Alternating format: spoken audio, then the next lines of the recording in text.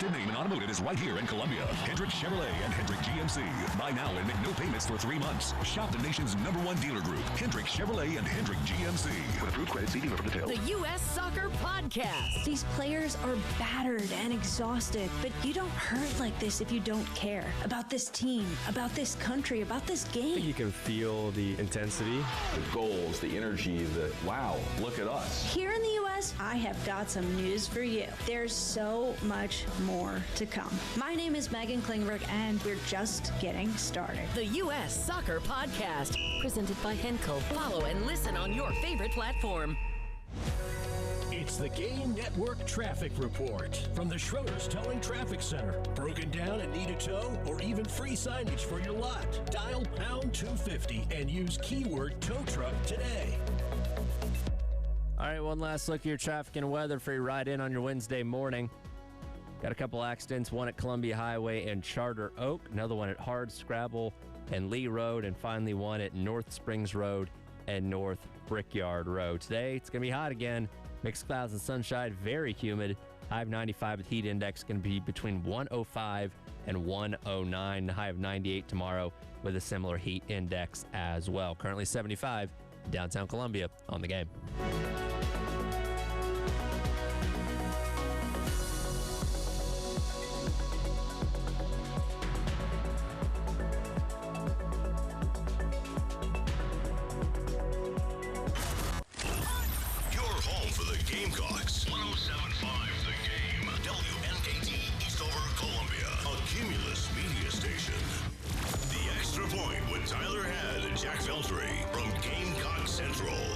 Text 803-404-6100 on the Game Network and on 107.5, the Game app.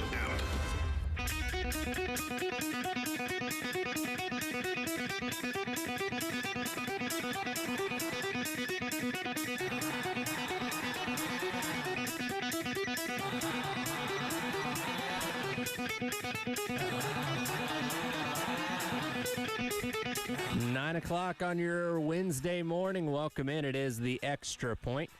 Tyler Head and Jack Veltri along with you here on the game, navigating you through the middle part of the week. No media availability viewing this week, unfortunately. Sunday's the next time you guys get to go out there. Is that correct? The next time, as well as I believe the last time, which is kind of crazy because I feel like we've gotten 4 viewings in the past, but I guess it's only 3 this year. So, hey, it's not a big deal. It is what it is. And, yeah, Sunday will be the last time, I believe, if I'm not mistaken. So Wes was talking about got to get the GC drone up in the air. See if we can get that over, one of the scrimmages this weekend or something. Yeah, but you know what? I mean, South Carolina probably's got, at those guard towers, they probably have some security there to take any drones out if they need to. So I could see one of the assistant coaches who just posted up there with a gun ready to shoot down anything that's going to fly over that space. Yeah, that's probably what the interns get paid to do. So, yeah, that's like while you're up there videoing or something like that. Yeah. Just make sure any kind of unrestricted aircraft are not allowed in that area. Oh my gosh, yeah. But Sunday night will be the last one, and then that's the day after. I will be interested to see if they. I don't know what their procedure is because they got a scrimmage on Saturday, and then they'll be in full pads by the time that. By like Friday, I think is when the first day they go in full pads.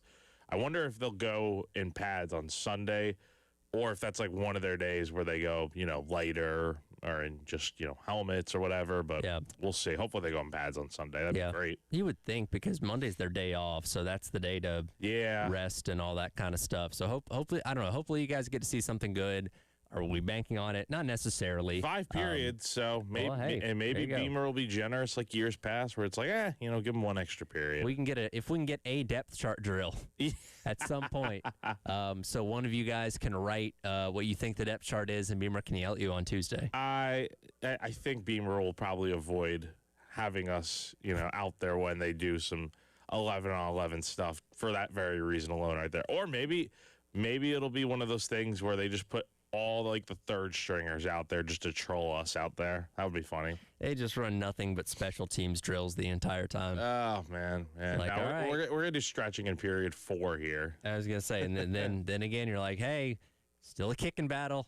They were making them. Yeah. All right. Yeah. So we'll see how it goes, though. I'm looking forward to being out there. Looking forward to hearing what comes out of this scrimmage. And by the time we get back in here on Monday, we'll have plenty to talk about from over the weekend. Of course, Beamer spoke yesterday. Also heard from a couple of the players. We'll get to that as the show goes along. Anything in particular that stood out to you or that you really took away from yesterday? Well, I think the biggest talking point has nothing to do with what was said yesterday. It was with the controversy over Beamer's polo. Yes, Yeah. I did. Yeah. Oh my gosh. People were freaking out, and I get it. I get it. I get it. It ruffles people's feathers and whatnot. The switch that we've been talking about for so long. Everyone's wanted Nike forever at South Carolina, it feels like, and for that to be the result, I understand it. I will say though, the video stream made it look a lot worse than it really was. The polo did not look orange. It looked orange on the stream to some degree, but in person sitting there, it was more like and I hate to say it, it was more like a crimson color. Mm-hmm. So yeah, the mismatching garnet, it's not even garnet, honestly. I think that's what is really ruffling people's feathers, and it's like, hey, you know what? The switch has been, in the works for so long. How come Nike can't get the color right? So I kind of understand that to some degree, but dude, it was like, it was on our message boards. It was like when I was doing live updates during the press conference yesterday on the Insiders Forum. Yep. Literally 90% of the comments, or all the comments, were either about how Beamer gave no real update on the injury situation with Stewart and Peak, or it was all about why is it that orange color? Like, it was kind of funny. And then like on the YouTube stream, it's like, why is it orange? Why can't Nike get the color right? Like, it was funny. It was funny. But I understand Gamecock fans, because it's like, hey, got to get the color right. Sure. As I've stated before, I am partially colorblind, so shades of colors are not my strong suit. And when we were at Gamecocks Traditions on the day one of the Nike release, I looked at it and I thought, okay, that looked fine. However, watching the thing yesterday and seeing the pictures that came out, there is a pretty noticeable difference, and I can understand where people are coming from. And now again, does that bother me personally? No, but I understand what people's frustration is. The people that are buying this gear, yeah, it would bother me if I'm buying some gear and the color is just completely wrong. Yeah, it would bother me, right? But I thought it was so funny. I can't remember. I saw this on Twitter, but there was a picture of the press conference stage with Beamer up there, and you see like 3 different shades of garnet. You got the correct color of garnet at the podium, because they have the Gamecock logo on the white podium itself. So that was correct.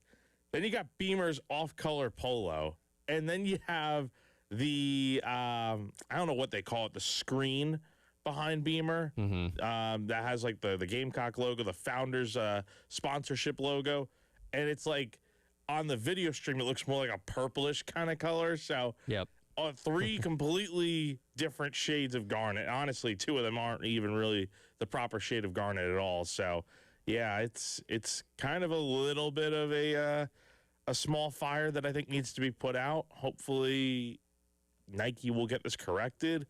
I don't know.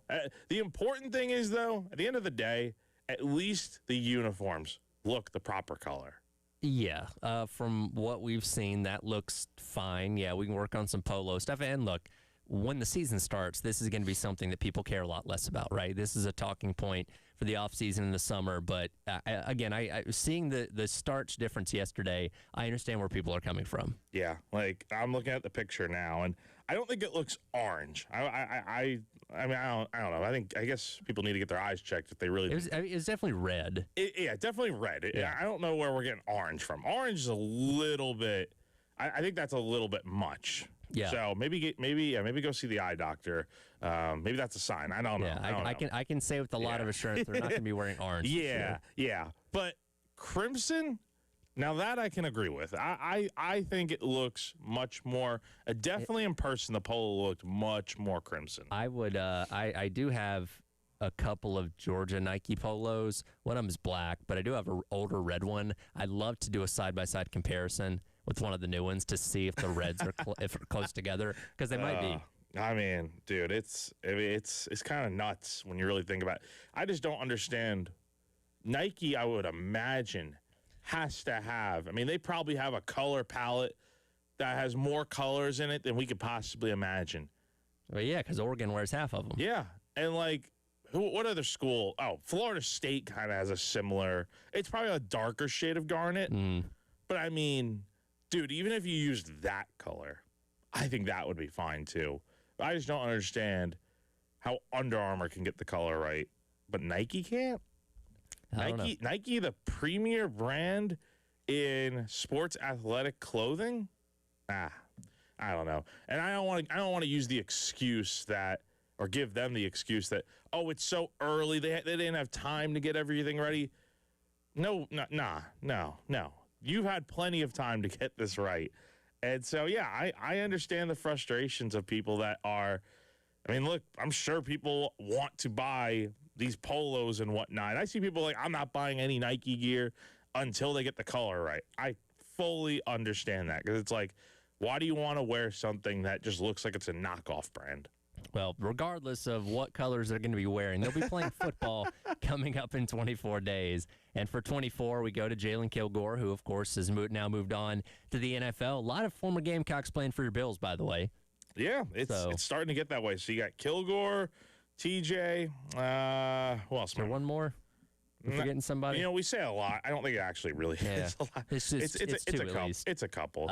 But regardless, Jalen Kilgore was a very important part of this defense the past couple years, particularly holding down that nickel corner spot that, again, you don't always guarantee you have somebody that can play that spot as well as Jalen Kilgore did. And now that spot opens up. You bring in Quaysheed Scott from Kentucky. His brother Gerald Kilgore also going to rotate in at that spot as well. And that is kind of a position battle right now that I don't think we've talked about quite as much this offseason. No, not at all. I mean, look, Jalen was great over these last few seasons here. And honestly, look, he's not the only guy they got to replace in that secondary with a lot of snaps under his belt, like DQ Smith as well. So that secondary, I mean, it's going to look a little bit different this year. You got Peyton Williams, who's going to be back. We continue to hear really good things about David Busey. Beamer spoke highly about him yesterday, and just the qualities that he has. That's what is the embodiment of the program, is the way he put it. So, yeah, I mean, look, Busey continues to get high praise. It wouldn't surprise me if he's the starter at the other safety spot, but also you've got, what you call it, you got Jazavian Currents. You got him. You got some other guys. You got Gerald Kilgore. Where's he going to play? You got Scott, like you mentioned. I mean, filling out that nickel spot, I think, is going to be a big deal, but also getting those safety spots in order, because you know Williams is probably going to start at one safety spot. I think that's a given. It's just dependent on who's going to start at the other. And I don't know if I'm putting my money on it right now. This is just my thoughts. I would imagine it's probably Busey to start the year, but I think at some point, I feel like you got to get Currents in there at some point this year. I think he's too good to keep on the sideline. I've seen him play, man. He's got a knack for the ball. Like, just where the ball goes, he'll be there to make a play. I mean, that's who he is. Going back to the nickel spot specifically, and Wes wrote about this a couple weeks ago in his what he's thinking, what he's hearing, and as far as the defensive backs go, he was talking about maybe it being more rotational with Quaysheed Scott and Gerald Kilgore, because, again, Jalen held that spot down on lock for the past couple years, where now you might have more of those guys kind of in co-starter type of roles. We don't know that for sure, but they do offer two different kind of skill sets a little bit, where you don't have maybe the full package on one of those guys, and you might see a good balance of those two playing that spot over the course of the season. Again, we don't know that for sure, but we'll see. Yeah, that would be interesting to see. I mean, I don't know. I'm trying to think like how much rotation there really actually is, because on the defensive line there's going to be a lot of rotation. Linebacker, maybe a little bit, but not anything too drastic. Like, you're going to see those, if they have three linebackers on the field, it's going to be J.O., JR, and Sean Murphy. And then, maybe a little rotation with the fourth guy, whoever that ends up being. And then, yeah, in the secondary, I mean, maybe a little bit of rotation, but I feel like for the most part, your guys out there, I think it's more so at, like, DB especially. But, yeah, I mean, it's going to be the secondary, definitely on the defensive side of the ball. Yeah, you have to replace your 2 starting tackles, but I think the secondary is more pressing just because we see firsthand how good the Torian Gray system is with getting guys in there, and they do their thing, and then they go off to the pros. Well, the downside of that is that you always have to replace really talented players seemingly every single year. So, yeah, it's going to be a challenge to replace the guys that you lost, but I think they got a lot of talent in that room for sure. Yeah, it's one of those things that, like, that's the one area of this team that I think we always just kind of have an assumed competence with, because Torian Gray's done such a good job year in and year out. No matter who he is replacing, that unit is always solid to pretty good. And I feel like despite what you've lost, that's, now in the NFL and all that stuff these past couple of years, you just assume, okay, that unit's going to probably be just fine like it typically is. Yeah, so we'll see. Yep. That is the expectation, though, is that they should be fine, but time will tell. 24 days still kickoff. Again, 24 for Jalen Kilgore. Coach Beamer spoke yesterday. What did he have to say about the offense and their progress? We'll get into that coming up next. It is the Extra Point. Tyler Head and Jack Feltry on your Wednesday here on The Game. Wow, what a play. The Game Network. Columbia, Charleston, Florence, and Myrtle Beach. We love to hear your opinion. Go to @1075 The Game on Twitter X and participate in our polls. Our Twitter X polls sponsored by IntelliSystems. Schedule a cyber audit today at IntelliSystems.com. Broadcasting live from the Herndon Chevrolet studio. Herndon Chevrolet is your hometown dealer. Stop by today or shop online 24/7 at HerndonChevy.com.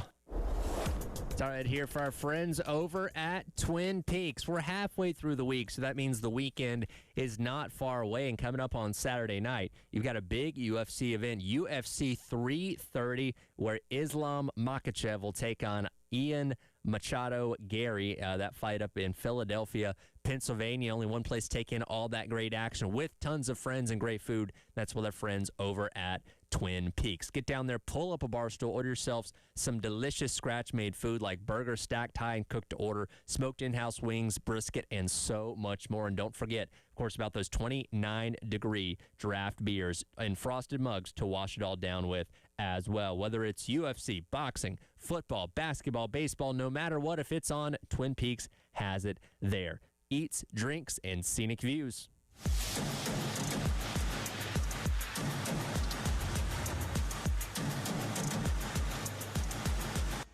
I scream.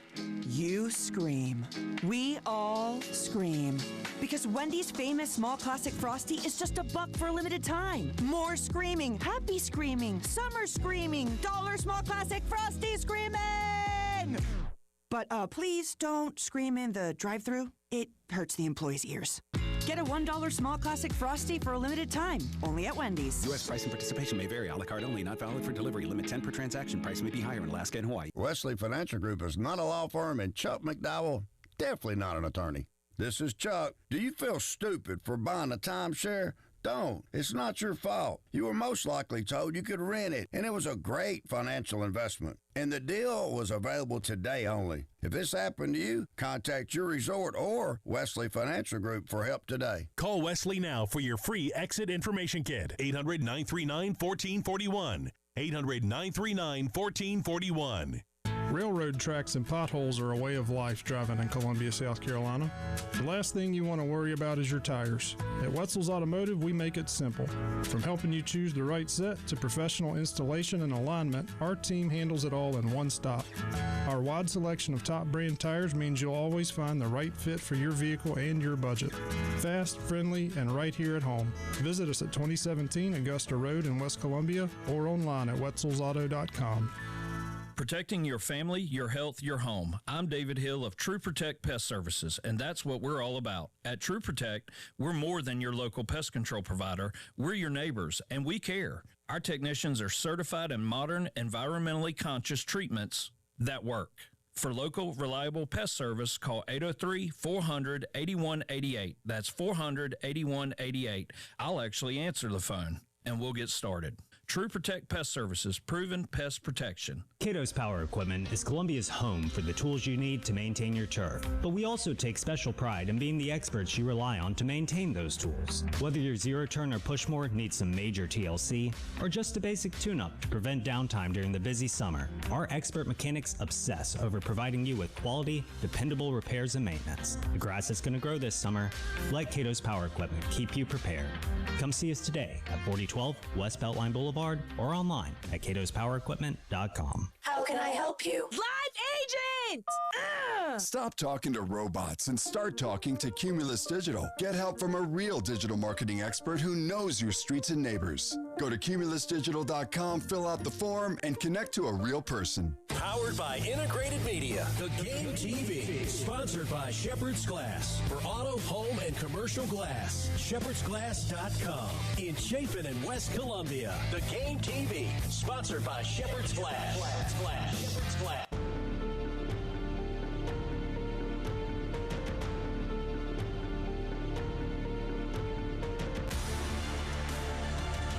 Extra Point with Tyler Head and Jack Veltri from Gamecock Central on the Game Network and the 107.5 The Game app. Metro!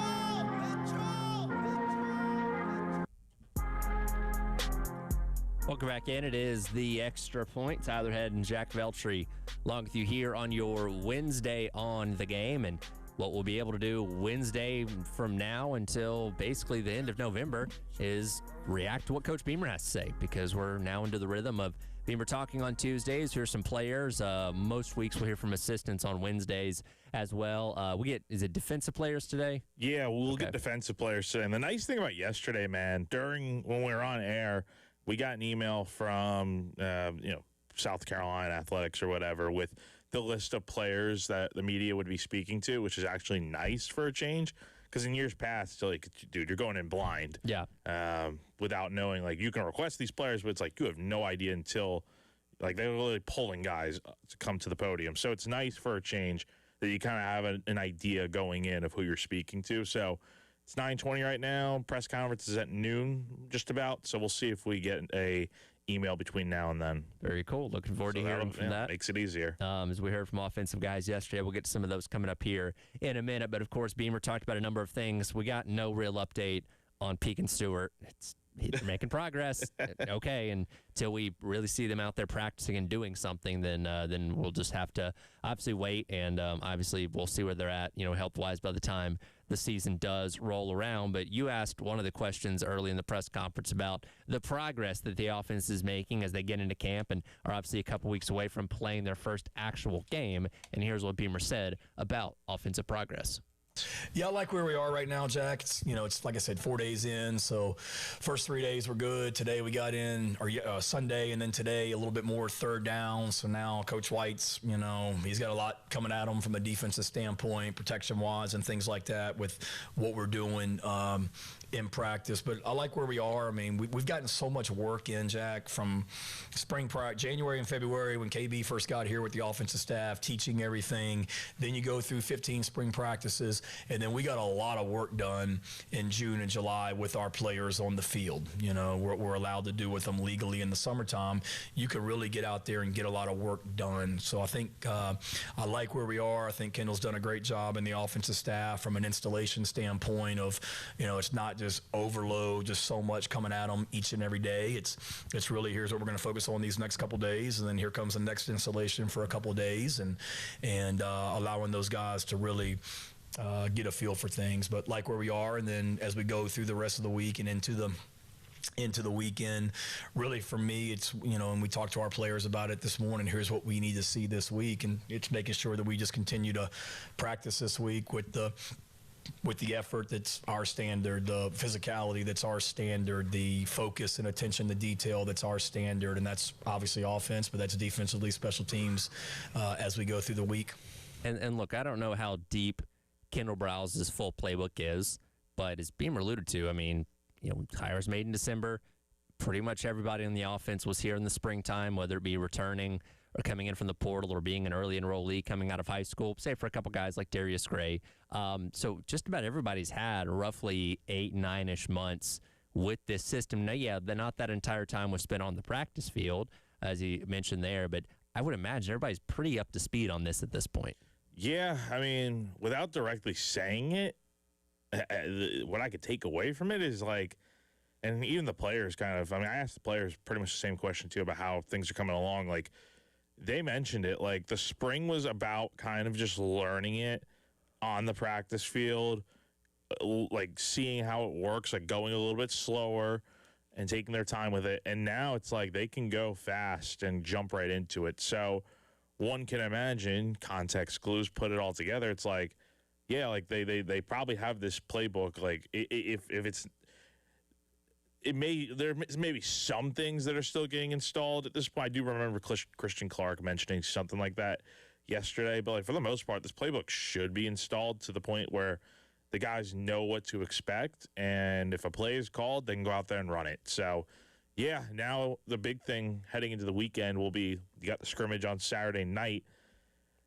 I'm sure they did some sort of 11 on 11. I mean, they do it during practice, I'm sure, but they probably did some sort of scrimmages during the spring, at the facility or whatever. This will be, the first time they're going to do a scrimmage in the stadium. The guys out in the field are the players, coaches are on the sideline calling plays, whatever. It's going to be interesting to see and hear how things look for the offense in that first scrimmage, because we'll hear all the good things, of course, but sure. I am interested to hear what it looks like for the offense, in as close of a game-like setting as you can have before the season starts. Well, we go back to last week, and, Beamer talked about this on Thursday, and it was in response to something that Lane Kiffin had said in reference to how much, Briles had helped him at LSU, or excuse me, at FAU when he came in to work for him there in terms of installing the offense, and how much the simplicity really helped, because you had guys coming in from all over trying to learn a new system, and it being simple really went a long way. And I imagine that's the case here where, yeah, the elements of it are going to be way different than what these guys were doing a year ago, either under Mike Shula or where they were coming out from their other schools or coming out of high school. But keeping the offense and the verbiage and all that kind of stuff simple probably speeds up the process of learning it for a lot of guys. And the other thing I'm interested to hear, how much tempo do they actually end up using, right? And I don't even know if we'll get that answer. I know they don't want to reveal any, as Beamer puts it, state secrets or anything. So we'll see, man. But, yeah, I mean, the offense, I think it's definitely one of the bigger talking points heading into the week here of the scrimmage coming up on Saturday, just because I think a lot of this season, I hate to say it, kind of, I think, in my opinion, I think it rides or dies with, like, what you do offensively this year. Like, if your offense is great, you are going to potentially have a very nice season. If not, well, your defense can only do so much. So that's the thing. Like, you need to have a pretty good functioning offense to have a chance this season. Is it weird that I'm excited the most about the tempo of this offense? Like, yeah, the scheme of it's going to be different, wider splits and all that kind of stuff. But like, how much tempo they use is the thing I'm most intrigued about. Like, are you going to keep your gas pedal down, foot on the gas pedal the whole time? How do you mix it in? Like, it's not going to be every single play, but when you got something that's rolling and you're just going, keeping the defense on their heels and not allowing them to get to catch a breath, I'm very intrigued to see how Briles operates that here. I would think it depends on the situation, right? Like, okay, if you have an incompletion, okay, well, you're not going right back up to the line, tempo. But yeah, if you pick up a first down, big chunk play, yeah, I hustle up to the ball and snap it and run the next play. Like, catch teams off balance in that way, yeah. Or is it going to kind of be like Tennessee a few years ago when they came into Williams-Brice Stadium and all the talk is about, oh my gosh, Tennessee runs this high-tempo offense. They're doing it every single play, every drive. Like, is it kind of like that, or is it a little bit of here and there? We'll sprinkle it in, a little bit of a mix. It sounds like it's more like the latter, but I think I don't know. I mean, they could always go every single play, but I think it is probably going to be more so something that they have in their bag of tricks, if you will, and they can use it when the time's right. I didn't get to hear every single clip or every single question that Briles was asked last week in Media Day. Do we still have an answer on if he's going to be in the booth or on the field? Do we know? I didn't talk with him last week, so that's actually a good question. I will say every picture I've found of him in his coaching career, It looks like he's on the field. Yeah. So I would lean towards that probably being the case. Let's see. Let me pull it up real quick before we hit a break. I don't know when we speak with him. I'm assuming next Wednesday we would speak with him potentially. Let's see. Here we go. All right. Let's see. Next Wednesday. No, actually, when do we speak with them? All right. August 26th is the first time we hear from the coordinators. Okay. So we got a couple weeks. Yeah. So there's no media availability next Wednesday. So Okay. just Tuesday. Gotcha. Okay. So, yeah, the 26th, which is the next time we'll hear. So how big of a deal is that? I don't know, but it's a question. But it's a question, yeah. It may have been asked in the spring, but honestly, dude, I don't recall. I don't remember. So, yeah. But again, I lean towards being on the field because that seems to be what he's most comfortable with. I'll make sure it's asked, and then we can talk about it afterwards. Yeah, because remember how big of a deal that was with Shula, and they didn't want to tell us, which that was also weird. Yeah, but it's Mike Shula, man. Yeah, I was like, that's kind of, the press conferences. You listen to those; it's vague galore. Oh yeah, he was the master of word salad. But did he think that other teams were going to get some kind of advantage if he said in August where he was going to be? Like I didn't get that. No, I don't know. So we'll see. Yeah, we'll get the answer at some point. But again, I lean towards Bryles, I guess, probably being on the field. But we'll see what he says whenever we can ask him about that. The players spoke yesterday as well. We'll get into what Nolan Hay and Christian Clark had to say coming up next. It is The Extra Point. Tyler Ed and Jack Veltri on your Wednesday on the Game. We have a new way for you to call the AAA Heating and Air phone lines. Just dial pound 250, and when prompted, punch in the keywords, the game. And that's it. Again, pound 250 with the keywords, the game. Wow, what a play. The Game Network. Columbia, Charleston, Florence, and Myrtle Beach. The Haven Harley-Davidson is turning up the heat. Bike night on Friday, August 28th from 5 to 8 with live music and food. Cooler days ahead on Saturday, noon to 3. Register to win an outdoor bundle with a cooler and folding chair. Harley's Angels will be serving free soda and water. Plus, get $1,000 customer cash on select 2026 Lowrider S and Lowrider ST models. Take a test ride and get a free limited edition flag. Discover more at 866-768-5095 or thehavenharley.com. Visit the go-to spot for dining in downtown Columbia. Step into the Golden Spur, the official restaurant of the University of South Carolina. From bold, crave-worthy lunches to elevated dinners, plus handcrafted cocktails that hit every time. The Golden Spur brings the flavor every visit. Planning something special? From celebrations to business gatherings, their private dining and event spaces set the perfect scene. The Golden Spur, where campus meets community. Located at 700 Lincoln Street, right across from Colonial Life Arena. Come see what everyone's talking about. After a serious injury, you're dealing with real problems. I'm attorney Michael Jeffcoat. I'm your South Carolina neighbor, and I'm committed to getting you the best insurance recovery. Call Jeffcoat at 803-200-2000. Responsible attorney Michael Jeffcoat, 1333 Main Street, Columbia. Hey, this is Ray and Nathan with Pope Davis Tire Automotive. Maybe it's 250 degrees right now in honor of America's 250th birthday. So, come to Pope Davis for our All-American Star Spangled, Red, White, and Blue, Freedom, Eagle, AC Special. $50 off charging your AC or $200 off if you need your compressor replaced. That's really giving ice cold. This offer only good while it's still really freaking hot outside or until August 31st. Bet. Visit us online at popedavistire.com. Mike Rowe here with another random fact. Those cracks on your walls aren't just cosmetic. They could mean your home is sinking. Whether it's drywall cracks, exterior cracks, or sticking doors or windows, do yourself a favor, call Groundworks. I spent some time working with these guys, and they're the real deal. Their people are trained and certified to stabilize your foundation. Mount Valley Foundation Services is now Groundworks. Schedule a free inspection. Licensed in all states where work is performed. See website for detail. Call Lawyer Lisa. Experience the difference with Lawyer Lisa. Hi, I'm Lisa Hostetler Brown. Are you concerned about aging parents? Our life care planning services address legal, financial, and care concerns. Whether you want to be proactive or you're in the middle of navigating care, let us help you help them. You aren't alone in this. Visit lawyerlisa.com/care to see how our planning can help your family. 7511 St. Andrews Road, Irmo, South Carolina. Need a roof? Trust Crescent Construction. With over 20,000 roofs installed and counting, they've got the experience you need. They specialize in residential roofing, commercial roofing, and general contracting. Visit CrescentCarolina.com today for free estimates and free inspections. That's right, no cost, no commitment. Crescent Construction, quality you can count on. For all your roofing and construction needs, visit CrescentCarolina.com now.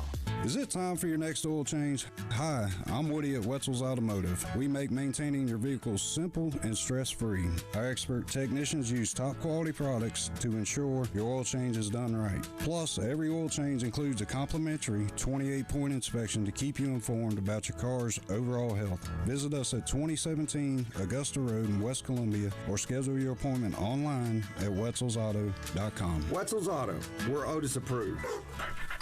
Don't miss this sweet deal from Lakeside Seafood and Steak. Beginning this Friday at 9 a.m., visit 1075thegame.com and click on Sweet Deals to get a $50 gift certificate to Lakeside Seafood and Steak for just $25.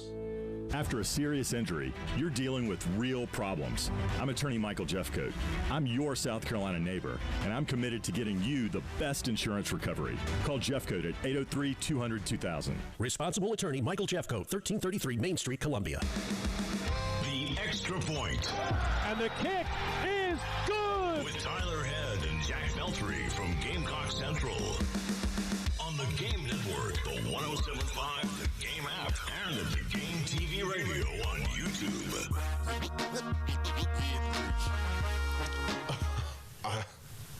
I would like to say athletic fat guys. I think fat guys isn't very respect for us. I mean, we embrace it, I guess. Sorry, I did not expect that question. But yeah, I would just say athletic fat guys. Welcome back in. It is the Extra Point. Tyler and Jack along with you on your Wednesday here on the Game.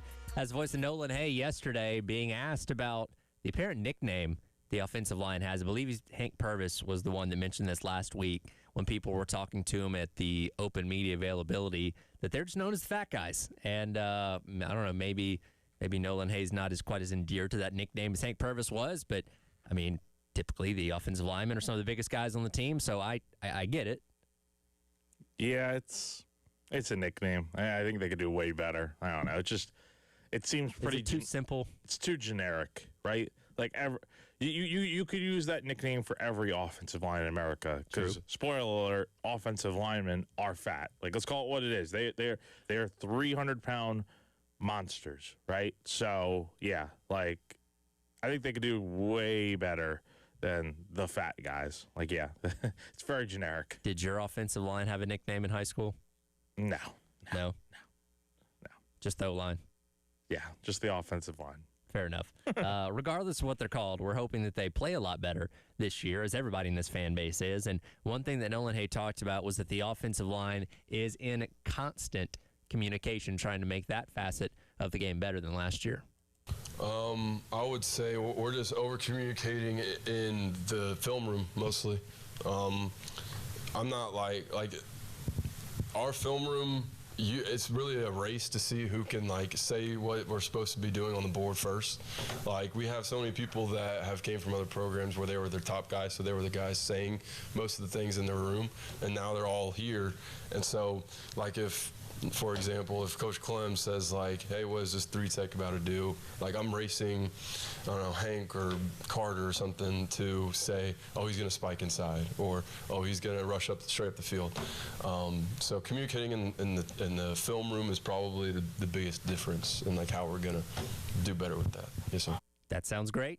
That's what you should be doing, right? And look, Nolan Hay was a part of the offensive line a year ago that was as bad as it was, that had communication issues, that didn't seem to know the snap count together at times, that had snap infractions, mainly by Boaz Stanley, but Nolan Hay may have had one or two in there as well. All that sounds good. I need to see it, right? And I feel like that's where most people are with this offensive line is man, they're saying the right things. Clem's saying the right things. It's all feeling good. When toe meets leather and we start playing games, it just better be better, or else we got a problem. They're doing well in press conference settings, right? Nolan Hay was great yesterday talking to the media. That was good to hear some transparency on the offensive line. And because dude, remember last year it was after the SC State game, that press conference with the players, and I think it was Case and Henry or one of these offensive linemen that we're just talking about, yeah, it was so tough to hear in that stadium. Dude, it was during the SC State game. And a home game. A home game. And you can't hear and you can't communicate, and you're having all these snap infractions and penalties. Like, how do you think it's going to be? And it became, I think I wrote about it, like, it became something like a talking point of like, well, if that's an issue at home, how are you going to deal with it when you have to go on the road to Tiger Stadium at LSU or, gosh, where else did they go last year? They went to A&M. A&M. Yeah. Like, yeah, how are you supposed to hear? Yep. Like, if I'm hearing that, I'm concerned. Even as a media member, I'm just like, are you serious? Like, you cannot make this up. So that kind of summed up the offensive line's issues last year. But, yeah, I mean, look, communication, it's an underrated factor because it's not every guy playing for himself on the offensive line. It's 5 operating as one because everyone has their assignment to do, but when they're all doing it correctly, it's like it just comes together and it makes things work for everyone else to do their job on the offense. And as Nolan Hay alluded to there, you have guys coming from all over the place. This is an offensive line that's been rebuilt in the transfer portal in a lot of ways. Yes, Shed Surratt likely going to be starting on the O-line. Nolan Hay still apparently in the mix to fight for that center spot with Carter Miller, but for the most part, we expect the offensive line to be primarily made up of guys that were not on this team a year ago, which further emphasizes the importance for making that communication right, because none of these guys were teammates a year ago. Whatever that starting 5 combination is, likely 5 guys that have never worked together before in an actual game type of setting. Now, again, as we've said many times, you do have the added benefit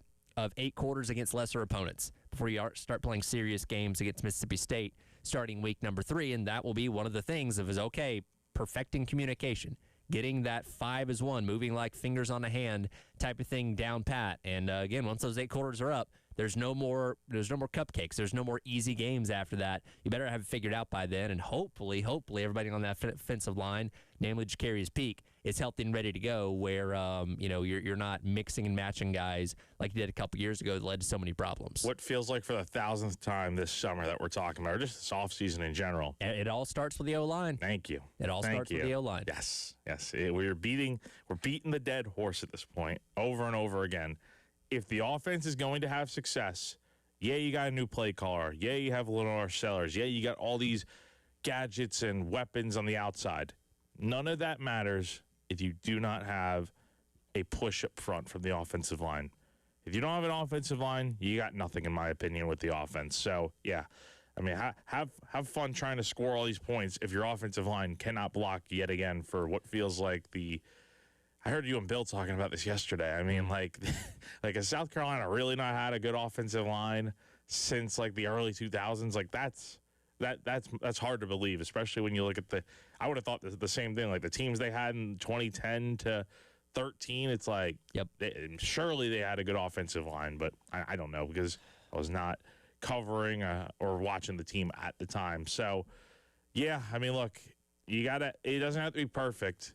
It needs to be a little bit better, though, than last year or the last few years, for that matter. Yeah, here's hoping that it is. And, of course, if they can block well up front and open up lanes for the run game, that means the running backs can have a lot of success. Christian Clark, new transfer running back from Texas, talked about the leadership in the running back room yesterday and how that's shaking out. I feel like we're developing leadership, most definitely. But that starts with how you play on the field. You can't be a leader, but you're not like living up to your standards or the team standards on the field. So that's really what Coach Drayton emphasizes to us every single day. You got to go in there and lead with your play first. This running back room is interesting from a leadership standpoint because you don't have anybody that's truly been an alpha, right? Like, Jordan Howell was a leading rusher at, SC State a couple years ago at the FCS level. Isaiah Gustav was the leading running back at Colorado, but that run game was terrible there because they had a poor offensive line. Christian Clark, had a start in a bowl game a year ago, which had a really good game. Matthew Fuller has had pockets of success here at Carolina so far. And then Jabri Coleman was a redshirt at Penn State. Like, nobody in that room has ever been the guy at the FBS, namely the SEC level. So I don't know who you turn to and okay, that's the guy we're going to learn from and, is going to lead us here outside of just somebody taking over and dominating on the field. It's going to be an unproven guy in that room. And quite frankly, I think it's going to be multiple unproven guys getting their opportunity at the start of the year. And then kind of as the year goes along, you'd like to eventually see somebody separate themselves. Heck, you'd like to see somebody separate themselves right out of the gate in preseason camp and then heading into the season. But I think it's going to be by committee for a little bit here, which isn't necessarily a bad thing. But I think you want to have some stability as well as consistency in that room. I think you want to have, just like 2 years ago. Like, a lot of this does go back to 2 years ago.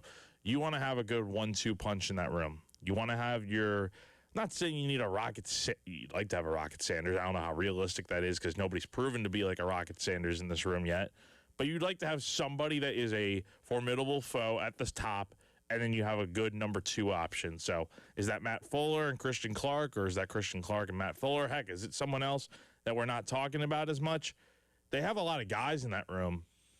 But, Tyler, it is kind of interesting that none of those guys really have done it for a full season or been proven enough to be like your top back. Like, we just don't know who that guy is going to be yet going into the year. Yeah, we're going to have to learn. I got a lot of faith in Stan Drayton. Again, his track record speaks for itself. And as he said last week, he's waiting on somebody to step up. And so hopefully somebody does and, can be that nice compliment or compliments to what Lenore Sellers does in the run game as well. We'll have more of what Beamer said coming up a little bit later on in the show. But coming up next, boy, Kyle Whittingham just does not get it. He's still fighting this hate thing with Ohio State. Well, let's hear what he had to say the other day. Coming up next, wrap up hour number 1. It is The Extra Point. Tyler Head and Jack Feltry on your Wednesday on The Game. Wow, what a play. The Game Network. Columbia, Charleston, Florence, and Myrtle Beach. Hey, this is Jen from 107.5 The Game and The Game Network. If you run a diner, a bakery, a coffee shop, burger joint, or a pizza spot, or that hidden gem everybody should know about, how would you like to get the word out about your business without spending a dime? We got you. All you have to do is text your name, your business, and your phone number to 803-404-6100, and we'll be in touch. There's no catch. Times are tough, and we're here just trying to help you get folks in the door of your business. This is a Westwood One Sports Minute. A massive change in Minnesota. Following a terrible start in Minnesota, the Vikings have moved on from J.J. McCarthy to name Kyler Murray their starting quarterback. Well, McCarthy isn't completely moved on. He's still on the team, but he's just not going to play. After evaluating training camp performance, head coach Kevin O'Connell and the front office decided to pivot away from the former first-round draft pick. I'm Drake Toll.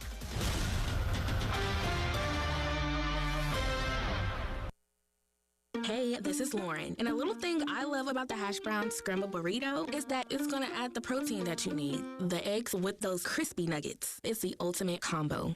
Hi, this is Maya. And a little thing I love about the hash brown scrambled burrito is that it's packed with protein. Having Chick-fil-A chicken, breakfast burrito is just phenomenal to me. You have the chicken, you have the eggs, and then you add these hash browns. It's just complete, honestly. Order the Chick-fil-A hash brown scrambled burrito and Simply Orange Juice on the Chick-fil-A app today. Real guests paid for their testimonials.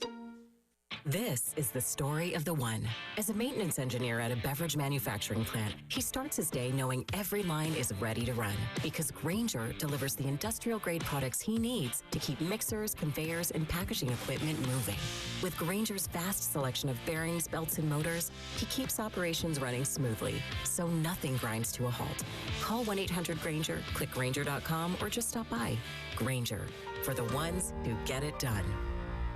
In the military, the mission was clear. You knew what to do. Now, the mission has changed. Stepping into civilian life isn't about finding a job. It's finding your purpose. I wanted a career that would leverage the skills and discipline I gained in the military. IT just felt right. My Computer Career offers class schedules that fit into your life and skills in high demand. Put your VA benefits to work. Visit mycomputercareer.edu/CWP to jumpstart your IT career today. An elite CompTIA certification partner. Financial aid is available to those who qualify, including VA benefits.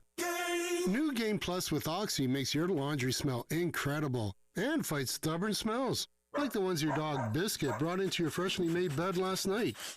But you washed that all away with Game, and now you're drifting asleep to the scent and sound of waves. No, that's the dog licking your ear. Biscuit. It just might be our greatest scent ever. Now with odor-fighting power. New Game Plus with Oxy. Sniff the difference. I love days like these at the pool, but my moderate to severe plaque psoriasis can sometimes take me out of the moment. I'm ready to make a splash with clearer skin thanks to Skyrizi, risankizumab Riza. Skyrizi is a prescription-only injection for adults who are candidates for systemic or phototherapy.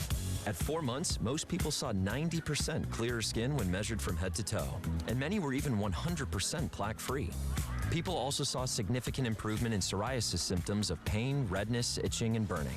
Don't use if allergic to Skyrizi. Serious allergic reactions, increased infections, or lower ability to fight them may occur. Before treatment, get checked for infections and tuberculosis. Tell your doctor about any flu-like symptoms or vaccines. Now there's nothing on my skin thanks to Skyrizi, and that means everything. Ask your doctor about Skyrizi, the #1 dermatologist-prescribed biologic in psoriasis. Visit skyrizi.com or call 1-866-SKYRIZI to learn more. The Extra Point. And the kick is good! With Tyler Head and Jack Beltry from Gamecock Central on the Game Network, the 107.5 The Game app, and at the Game TV radio on YouTube.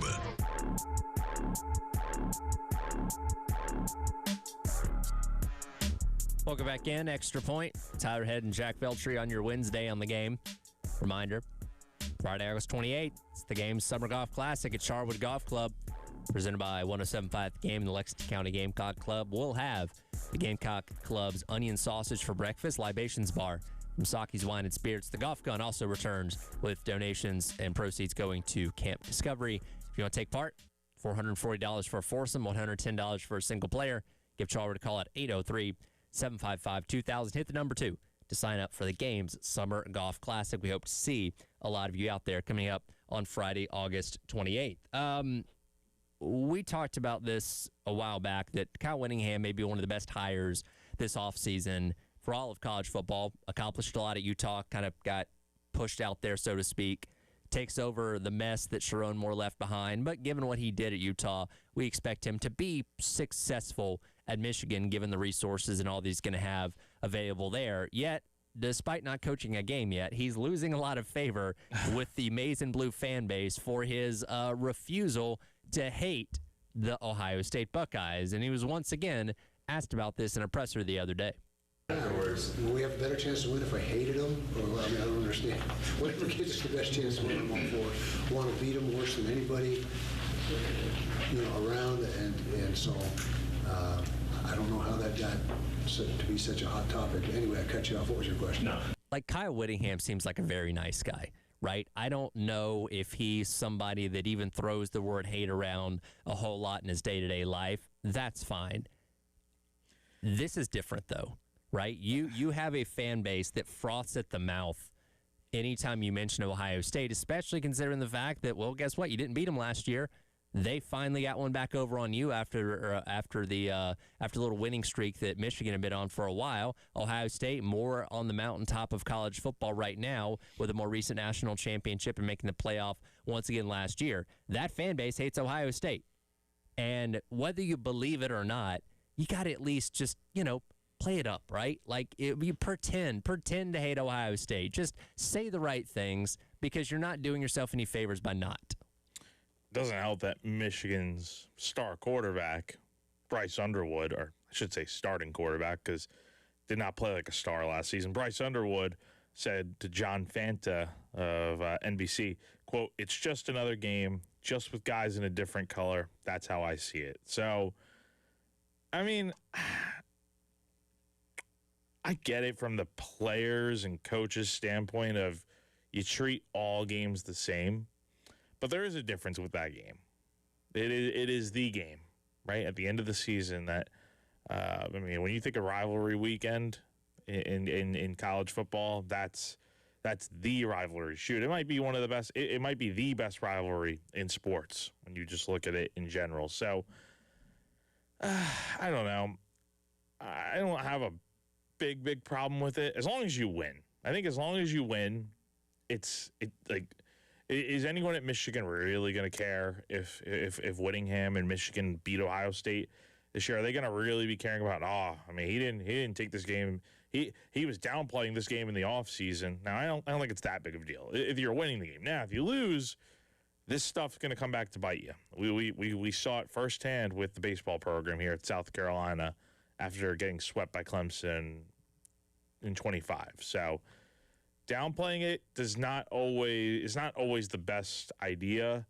But then again, the other side of the coin is, why would Whittingham say anything, or Underwood for that matter, say anything that would give ammunition or fuel for Ohio State to work with? Well, I don't. You know what I mean? I don't know if that's fuel, because it's a rivalry, right? Depends on what's said. Well, if you just simply say, "Yeah, I hate Ohio State, I'm the Michigan coach, aren't I?"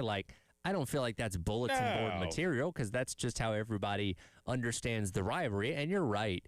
If they go out there and win in November and beat Ohio State, for the first time in 2 years, then this all gets forgotten about. But what they're setting themselves up for, they lose that game, especially if it's not close, then all the conversation of, this guy's not taking the game seriously enough. Bryce Underwood doesn't take this game seriously enough. They don't understand what this rivalry is. And I'm not saying that's a justified action or thought process from the fan base, but that's how people are going to think.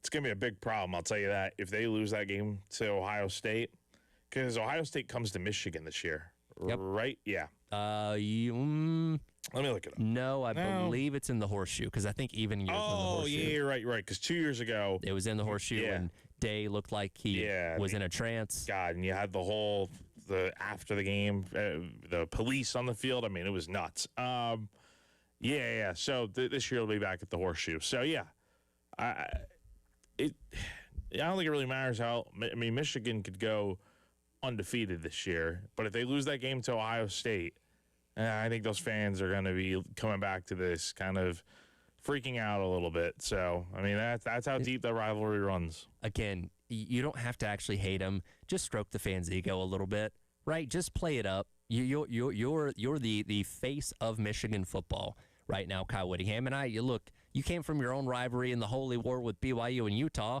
I'm sure that wasn't quite as intense and fueled by hatred the same way Michigan and Ohio State is, but you understand what a big rivalry is. So just play to the fan base's emotions. Say you don't like Ohio State. You don't even have to take personal shots at Ryan Day necessarily. Just talk about the school. Yeah, I hate scarlet and gray. And I wouldn't dare set foot in the state of Ohio other than this game. Just play it up. That's all you got to do. Yeah, I don't think it's that big of a deal as long as you win the game. But I know this is coming from an outsider perspective.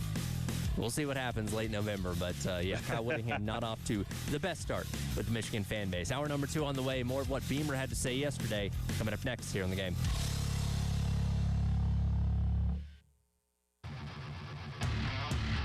Broadcasting live from the Herndon Chevrolet studio. Herndon Chevrolet is your hometown dealer. Stop by today or shop online 24/7 at herndonchevy.com.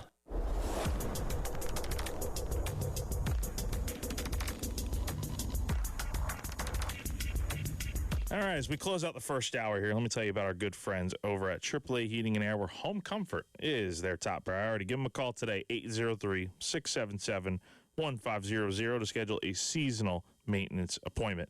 Let AAA Heating and Air's qualified technicians put your mind at ease with a thorough inspection and cleaning of your heating and cooling system. Join their popular AAA Comfort Club to take advantage of special extras like flexible visits, added discounts, and priority scheduling. AAA also offers indoor air quality products that work with your HVAC system to improve your home's air quality. Cleaning the air eliminates common household odors, removes allergens, pollutants, and can even improve sleep and reduce the spread of some viruses.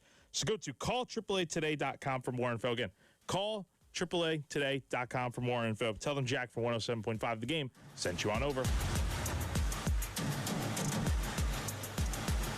When it comes to family law, a lot has changed in recent years, so assumptions can be costly. If you see or sense a change coming in your family life that could have legal implications, it's important to know where you stand. What are your rights and responsibilities? Getting good legal advice early is never a bad idea. I'm Joe Cordell of Cordell & Cordell. If you or anyone you know is facing a family law issue, start with a consultation. Visit CordellCordell.com. 1201 Main Street, Columbia. Powered by integrated media. The Game TV, sponsored by Shepherd's Glass. For auto, home, and commercial glass, shepherdsglass.com. In Chapin and West Columbia, the Game TV, sponsored by Shepherd's Glass.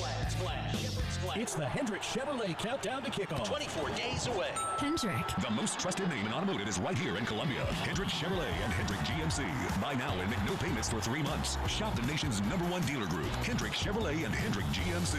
With approved credit, see dealer for details. Remember when businesses were local and you knew and trusted the people that worked there? I'm David Hill of True Protect Pest Services. We remember and we miss it. That's why I started True Protect. At True Protect, we're more than pest control. We're your neighbors, bringing over 50 years combined experience to everyone we serve. For local, reliable pest service, call 803-400-8188. That's 400-8188. I'll actually answer the phone, and we'll get started. True Protect Pest Services, proven pest protection. Discover the Griffin difference. Turn these scorching summer days into unforgettable memories with a beautiful custom pool from Griffin Pools and Spas. Whether it's family fun, weekend cookouts, or relaxing after a long day, your dream backyard starts with us. Stop sweating through another summer and start making a splash in your own backyard. Call Griffin Pools and Spas today and let us build the backyard you've always imagined. Griffin Pools and Spas, we make you feel good. Looking for a truck dealership that treats you like family? Come to Herndon Chevrolet, your truck headquarters, proudly serving Lexington and the Midlands for over 50 years. Whether you're after a brand new Silverado, a tough pre-owned truck, or expert service, you'll find it all right here with a huge selection and the best truck deals around. There's no better place to shop. Visit HerndonChevy.com or stop by today. Herndon Chevrolet, Herndon makes you wanna smile, smile.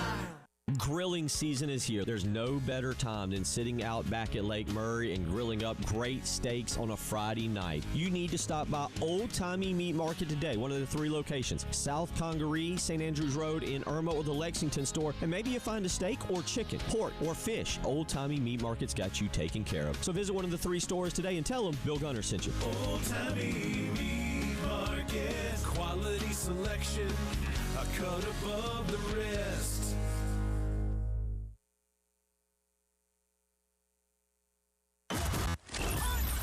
Home for the Gamecocks. 107.5 The Game. WNKT Eastover, Columbia. A Cumulus media station. Oh, yeah?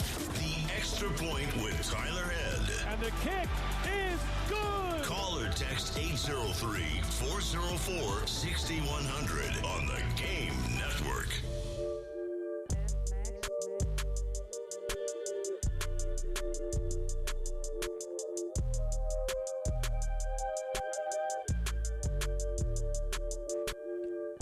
Welcome back in, hour number 2, Extra Point. Tyler and Jack on your Wednesday here on The Game.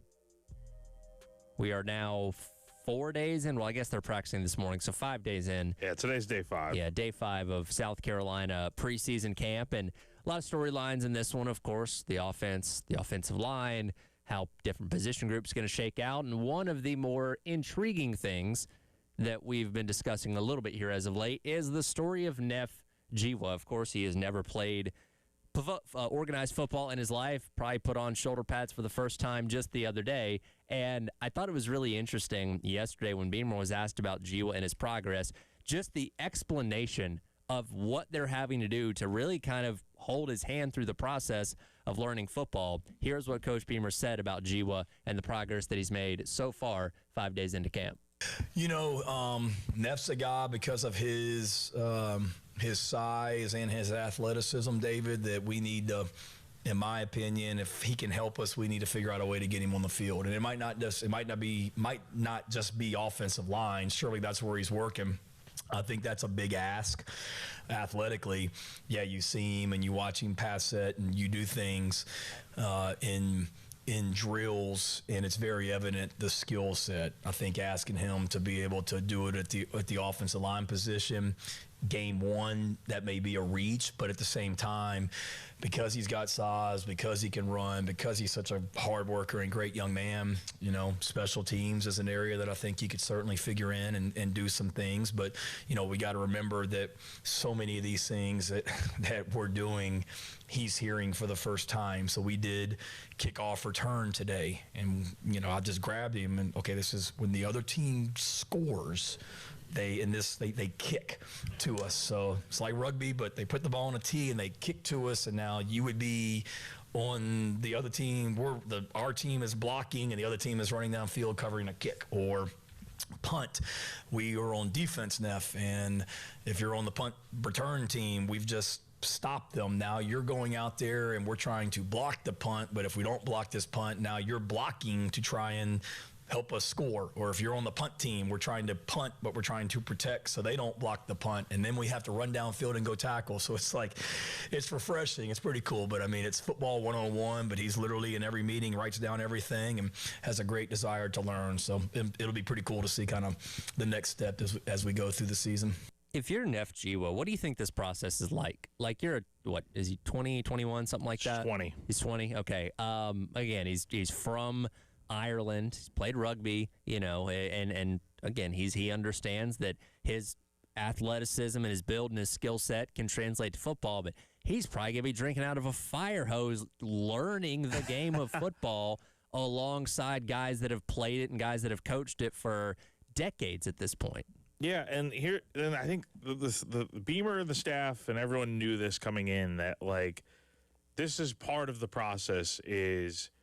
May not be ideal, but it's what you signed up for. You're bringing in a guy that has these physical attributes that could be a big part of your offensive line down the road, but the trade-off is this first year, especially early on when, we're 5 days into practices now in preseason camp, he's learning how things go on the move, right? Like it's all kind of, and at some points, you got to slow down a little bit for him, and kind of, I guess, what's the phrase you use? Hold his hand a little bit. Yeah. Take him through the process. Yeah.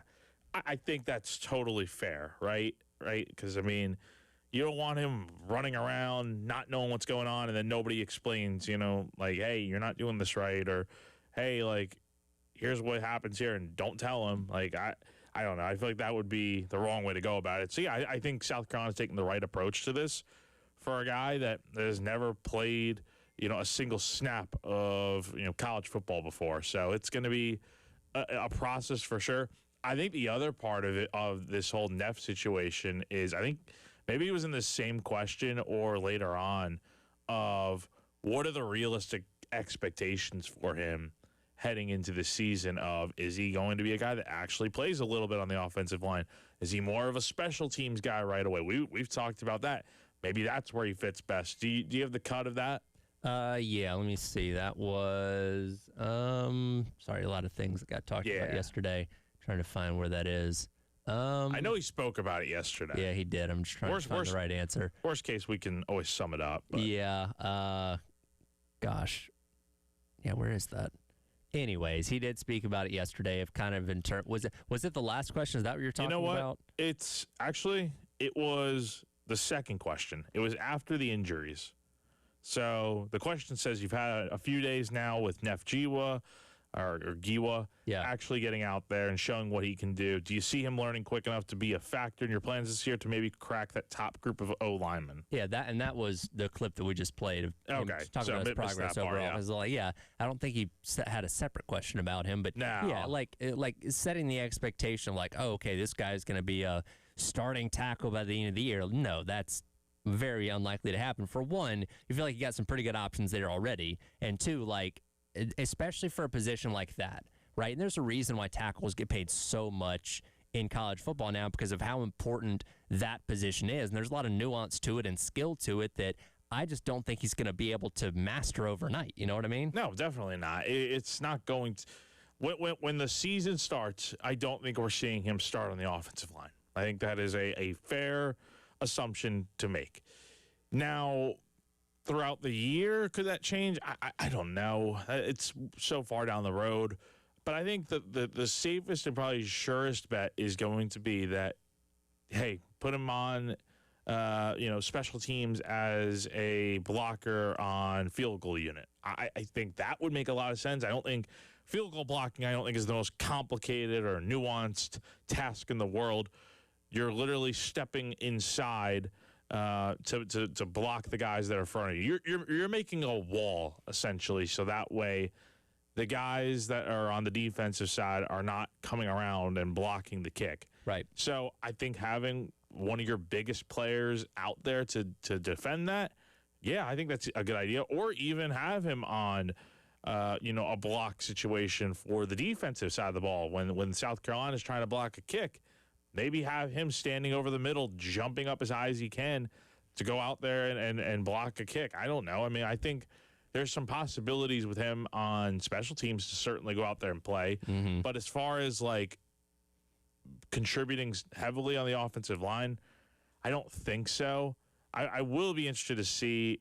The depth chart will be out eventually, but it's just the starters, right? So it's it's like a 2-ish deep. Yeah, typically. So I wonder if he makes the 2 deep. I think I wouldn't count on it. I wouldn't count personally on it either. Like, I think if red shirts were still a thing, I think you'd be taking one this year. Sure. Now, that being said, Beamer did say, hey, we got to find some way to get involved, whether it is on special teams or whatever, because very rarely do you have a 6'7", 305-pound guy on your team who, his football skills are still not refined as of yet, and that's going to take a while. But getting him out there to do something, I think, is going to be very important, because you don't want to waste just having that body on your roster while you do have it. Now, again, he's kind of the first person we think of when we talk about using guys in a different way. But at the very end of the press conference yesterday, Coach Beamer was asked if anybody else is maybe being looked at as playing different positions. The answer is no. Certainly, we've always got guys on our team, defensive guys that think they can play offense, offensive guys that swear they're a better DB than the DBs we have, and all that. So, I think you're always looking at how to get your best players on the field and think outside the box. But no, 4 days in, we've got enough going on right now trying to figure out, guys have enough going on trying to figure out what they do if they're on defense, what they do defensively, if they're on offense, what they do offensively. Are there some conversations that I may or may not have had hypothetically with certain guys about stuff down the road? Potentially, but that's down the road. So no confirmation on that. But if we had to pick somebody on this team playing at a different position, is there somebody in particular you have in mind? Not really. I'm trying to think. I feel like the popular one would be like Nick Harbor or something going to because wasn't he a edge coming out of high school and tight end? So maybe something like that. I don't know. Honestly, man, I know South Carolina ran a little bit of this last year with Brady Hunt. I think having like a goal line package of going back to like Neff or honestly, put like Noah Clark back there. Have like your biggest guy lining up at like fullback or something, and you need 1 yard to get into the end zone for a touchdown. I think that would be awesome to see. Because who did they run that with years ago? It was Tonka? Is that right? Did Boogie get in on that too? Yeah, I think both may have done it. I think both. I know Tonka had an offensive touchdown. I think Boogie did as well. So I just think I love seeing stuff like that. So having someone that is just going to be really hard to tackle, I think line them up for you need 1 yard to get into the end zone. Yeah, I think that would be pretty cool to see this year. So, yeah, like a Noah Clark. The guy's 6'5", 345 pounds. It's that's a tough guy to bring down. I will always advocate for a big man touchdown, whether it be an offensive lineman that gets to declare as eligible. And, nobody covers him, right? Because that's, he's lining up as a tackle and then he's standing wide open in the end zone. Or one of the defensive linemen, Dindy, Clark, Tomiwa, I don't know, one of those guys, either as a lead blocker or like lining up in like a tight end spot and going out to catch a pass. Like I will never be upset about a big man touchdown. Typically it happens with fumble recoveries or interceptions or whatever. But when you can get those guys on offense, especially if they're able to go uncovered into the end zone and they're like standing in the back corner waiting for the ball to come to them, and like especially at home, like the crowd is like cheering louder and louder as the ball gets there. I love those moments, and I will always enjoy those if we can get some of that this year. Yeah, that wouldn't surprise me. But, yeah, I mean, I don't know who else, really. I think just big man touchdowns are always really cool to see. Could you see, I don't think they're going to ever need to, but, could you see, a Vakari Swain playing, a little receiver or something? Think he'd be pretty good at it? Think he'd be pretty good at it for sure. But, yeah, I don't know. I mean, I think they're pretty they're very deep at receiver to where I don't think you're going to need, unless everyone just gets hurt, I don't think you're going to need any DBs to be lining up at receiver. I don't think you look at it from a position of need. It's just do something different, catch the defense off guard. I see what you mean. A trick to having, if Jazavian Currents came in and played like a wildcat quarterback or something like that. He'd be good. Yeah, you don't need to do that, but it'd be fun. Yeah, no, from that standpoint, yeah, that makes sense. Yeah, and again, he did a very good job at quarterback in high school as well. So I don't know. It's just an interesting thought. Beamer would not commit to it, obviously, and the first part of the question he's basically being asked, is anybody practicing that right now, which said no, but there's always those discussions, so maybe they'll have something up their sleeve at some point this year for somebody to do something special in a different kind of role. We'll see. Yeah, so looking forward to it. Again, that's Beamer talking yesterday at his usual Tuesday press conference, which we'll have every week now from now until the end of November, with the exception of the bye week. We'll get into some greater college football stuff coming up next, including who's the face of the sport. Kirk Herbstreit has his opinion on that. Let's hear that coming up next. It is The Extra Point. Tyler and Jack on your Wednesday on The Game. Wow, what a play. The Game Network. Columbia, Charleston, Florence, and Myrtle Beach. The Game Summer Golf Classic is coming Friday, August 28th at Charwood Golf Club in the heart of Pine Ridge. Co-hosted by the Lexington County Gamecock Club. 9:30 a.m. shotgun start. The world-famous onion sausage for breakfast. And Little Pig supplies lunch. The morning libations bar from Saki's Wine and Spirits. The golf gun is back with proceeds going to Camp Discovery. Also, lots of free stuff. And you can win Gamecocks football tickets. $440 a foursome. Call Charwood at 803-755-2000 and hit prompt number 2. Come hang out with us at the Game Summer Golf Event on Friday, August 28th. Broadcasting live from the Herndon Chevrolet studio. Herndon Chevrolet is your hometown dealer. Stop by today or shop online 24/7 at herndonchevy.com. Now is a perfect time to start on your next success. Get your application fee waived when you apply to University of Maryland Global Campus by September 1st. Put your goals within reach. Learn more at umgc.edu. Certified to operate in Virginia by Chev. There's nothing like a Saturday at Williams-Brice Stadium. The roar of the crowd, towels waving, the lights flashing after a Carolina touchdown. You just can't experience it staying at home. So catch a game and join us at Williams-Brice this season. Single game tickets are on sale now, with special discounts available for first responders, teachers, military members, and more. Visit GamecocksOnline.com/FB2026 to learn more. That's GamecocksOnline.com/FB2026. Don't miss this sweet deal from Lakeside Seafood and Steak. Beginning this Friday at 9 a.m., visit 1075thegame.com and click on Sweet Deals to get a $50 gift certificate to Lakeside Seafood and Steak for just $25. Are you calling your IT company over and over for the same issue, getting passed around to people who can't help? Or worse, getting hacked after being told you were protected? That's not normal.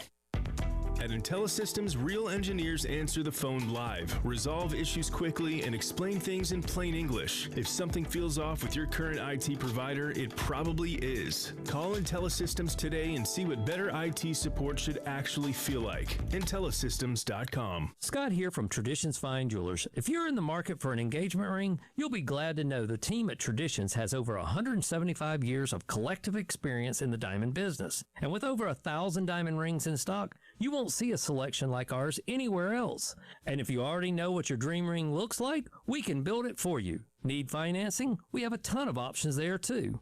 So come see us and you'll understand why Traditions truly is where the Midlands get engaged. Conveniently located in Lexington and Sand Hills. I live in this house the next 25 years. I don't plan to paint again. Summers are always great in the Carolinas, and you don't want to spend it painting, so do what your neighbor Will did. He called Rhino Shield. We have a one-story house built in the mid-'80s, but it was ugly. We looked at different options, and we got quotes from standard paint companies, but I saw ads for Rhino Shield, so I thought, well, I want to check into this at least. Rhino Shield comes with a 25-year warranty and is formulated for our unique climate. Other paint companies did measurements and gave me a quote. With Rhino Shield, they came out, they did measurements, but they sat down with me, explained the product. The Rhino Shield product is so much different from paint. And here's good news for the summer. Right now, you can get Rhino Shield for 10% off the regular price. And now that we've had the process done, I absolutely love it. Just looks fantastic. Here's owner Dan Hoey. This offer is limited, so call today at 833-RHINO-99 or visit RhinoShieldCarolina.com. Never paint your house again. Rhino Shield. Life matters. Ankh Perhor had resided in Boston for some time. He was brought into a local hospital for observation with a state-of-the-art computerized X-ray machine which provides cross-section views of the body. Doctors observed strong calcium-rich bones and a full set of healthy teeth. The muscles on the right side indicated he was right-handed, and a spinal abnormality revealed a ruptured disc which kept him in constant pain. He was about 30 years old, or at least he was when he died. Ankh is a mummy who resided at the Boston Museum since 1872. No one had seen his face or his features since he was embalmed in 600 BC, about the time of the prophet Jeremiah. It's hard to imagine, but the eye of God is more revealing than tomography. King David said, "O God, you have seen me and know all about me." Neither linen wrappings nor a finely tailored business suit can hide what we really are from God. This is Stephen Chitty. Remember, life matters, and so do you. Oh, yeah. The Extra Point with Tyler Head. And the kick is good. Call or text 803-404-6100 on the Game Network.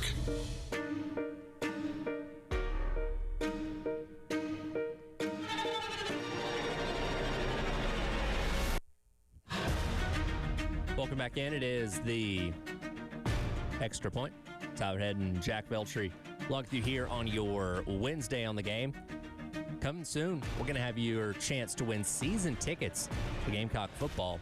More details coming soon. Keep your ears open for that, and we'll tell you about it coming up here very, very soon. The other day, Kirk Herbstreit was on the Pat McAfee show, as he does a lot, especially during the college football season, and the topic of the face of college football came up, and Kirk Herbstreit gave his opinion on who he believes is the current face of the sport right now. I think, by the way, the face of the sport going into the season, as much as people are going to talk about Arch Manning, I really think Trinidad Chambliss at Ole Miss, him getting that year, it looked like he might not get it. Then they went down to Oxford, talked to a judge, and everything got taken care of. He is so refreshing when you get around this guy. You guys should have him on the show before the season starts. If you haven't had him on yet, you'll instantly fall in love with his personality.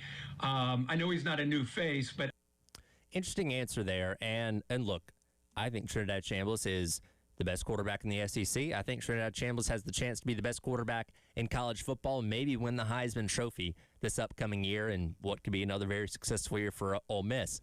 But I don't know if I'm willing to call him the face of the sport, Jack. Who is then?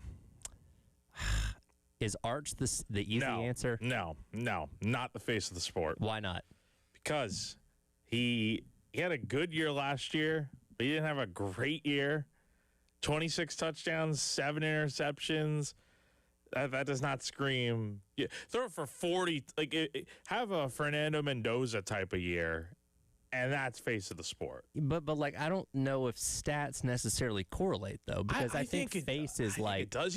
Visibility. He's just a popular name because of the name that his last name. It's true. It's very true. I mean, I'm not denying that, but yeah. I don't know if the stats deter you from being the face, though. Stats matter, though. They do, to a degree. You're going to put a guy with garbage stats as the face of the sport? Well, I don't think you and I'm not saying Arch has garbage stats. I'm talking about just in general. Look, all things considered, Arch is a perfectly fine quarterback. Could he have a great year this year? Sure. Did he live up to the billing last year? He didn't. But, if I think face, though, I'm like, all right. Because, like, what would you say? Most people in New York don't care about college football. Is that fair?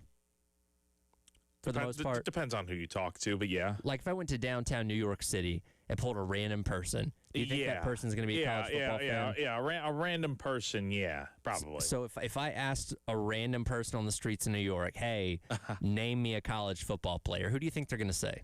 Like currently playing right now? I don't know. That's a good question. I feel like there's a lot of people that would not be able to name a single player. I would think Arch would probably be the default answer for a lot of people. But, face of the sport, though. When I think of face of the sport, I'm thinking like Jeremiah Smith, maybe, or maybe Dante Moore, like one of those guys. I don't know. Chambliss, he's a really good player. I don't think of him as face of the sport either. Really good player, though. Face of the SEC, I think there maybe is a little bit of merit to that idea. But face of the sport, you're talking about the grand scheme of college football. I don't know about that. I'm glad you brought up Jeremiah Smith because, again, there's no denying he is the best receiver in the sport, one of the best we've seen in a while, and I think he might win the Heisman Trophy himself. Who knows? But, like, if I brought Jeremiah Smith into this room with like 4 other guys that look pretty similar to him, could you pick him out of a lineup? Could you identify Jeremiah Smith? I think so. You think so? Yeah. I've seen him play enough. Seen him talk before. But like I'm talking about like actual and he's not wearing Ohio State gear. Like he's just dressed plain. Like I'm talking about the identity of the person. Sure. Like the actual face of the person. Sure. You think you could? Yeah. I think so. I don't know if a lot of people could, though. I don't think a lot of people could either. We recognize him as a great player. We see his stats, but guess what? He's got a helmet on most of the time. He doesn't have the same visibility. And look, I'm sure he does some commercials out there, but I don't see a lot of them. Like I don't think of Jeremiah Smith as the most visible person in the sport, and I think being the face of it, that has to be part of it, right? Yeah. So I think, that definitely is a part of it. I don't know. I think Arch is he could be one of the faces of the sport. Like he's the name that I would agree. People probably would know his name a lot more, but it's because of the last name. I do think stats have to matter, though. I think we're not talking about Jeremiah Smith as a potential face of the sport if he's a guy that is going for 500 yards and 3 touchdowns in a season. We're not talking about him like that. Right. So talk about a guy that has over 1,000 yards every season and is putting up ridiculous numbers, is the best wide receiver in the game. Absolutely. Can coaches count as the face of the sport, or does it have to be a player? I don't think it's limited to just players. I think if you, what coach would you say is face of the sport? Probably Cignetti right now. I mean, he's everywhere, right? I would say so. He's the top of the mountain. He is not afraid of a microphone. Yeah. No, I agree with you on that. Until proven otherwise, yeah. I think for the longest time, Nick Saban was the face of the sport. I agree with that. Yeah. Right now, I know Cignetti just because he won a national championship, but I think long-term success, I think Kirby's the face of the sport. Oh, well, yeah. I mean, he's accomplished more than Cignetti has. Now, again, Sig's only coached 2 years at the FBS level as a head coach, so that could change. I don't know, but, like, in the moment, I think it's Cignetti, just for one, because of the insane thing that he accomplished, turning around legitimately the worst FBS program in 2 years into national champions, and the fact that he's very visible, right? Like even casuals, I feel like, are very aware of who Cignetti is, the things that he says, the Google me, I win quote, the thing he did the other week at Media Days, taking a shot at the SEC. Like, he is very out there, and I feel like the face of the sport has to be very out there. I would agree, yeah. And I feel like it's kind of a surprise that Cignetti's out there, but I think he is to some degree. Not overblown by any means, but definitely out there enough to where, like, yeah, you could say, like, he could definitely be a face of the sport from a coaching standpoint. Yeah, I think if coaches can be involved, he's the runaway answer easily right now. Players, and again, Is he living up to the billing? Not necessarily, but I think visibility-wise, it's probably Arch. And I don't really know. I don't really know how many people we can consider right now. You know what I mean? Like, yeah, there have been years past where you've had a ton of really visible, high-level talent that, and I guess my kind of gauge is like breaking out of the college football bubble, right? To where, like, again, the example I brought up earlier of if you ask a random person on the street in New York, name a college football player, I think most of them would probably say Arch or something like that. I feel like that plays into it as well, as being so visible. People outside the sports bubble know who you are, and I just don't know how many options you have of that in college football right now. I do think Chambliss has somewhat of a case, though. I mean, had a really good year last year, kind of burst onto the scene. I think another good year here. And if he's like the Heisman favorite heading into like November, maybe he becomes the face of the sport. I don't know. But Could be. Or hey, maybe another great season of Jeremiah Smith does enough. So. Yeah, I don't know. When he said that the other day, I was like, I see where he's coming from, but I don't know if I agree. And I think the face of the sport conversation is kind of just, I don't know, it's a little dull just because guys aren't like, it changes all the time, right? Like Jeremiah Smith, Chambliss, guys we're talking about as potential faces of the sport, they're not going to be here next year, right? Because they're going to be off in the NFL doing their thing. So it's like, then you got to find a new face sport. And same thing goes with Arch. So, yeah, it's an interesting conversation to have, but we're going to be talking about a new guy being the face of the sport next year. And that is an interesting point because in every other sport, Major League Baseball, the NBA, the NFL, you have long-term guys. Like LeBron is the face of the NBA.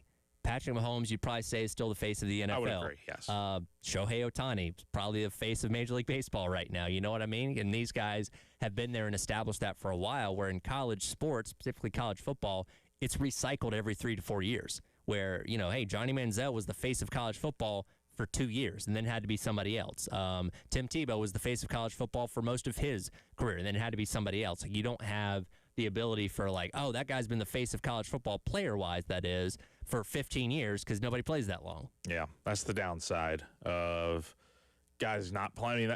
It's different at the pro level because those guys could play for 15 to 20 years, like you said. But college, it's like, yeah.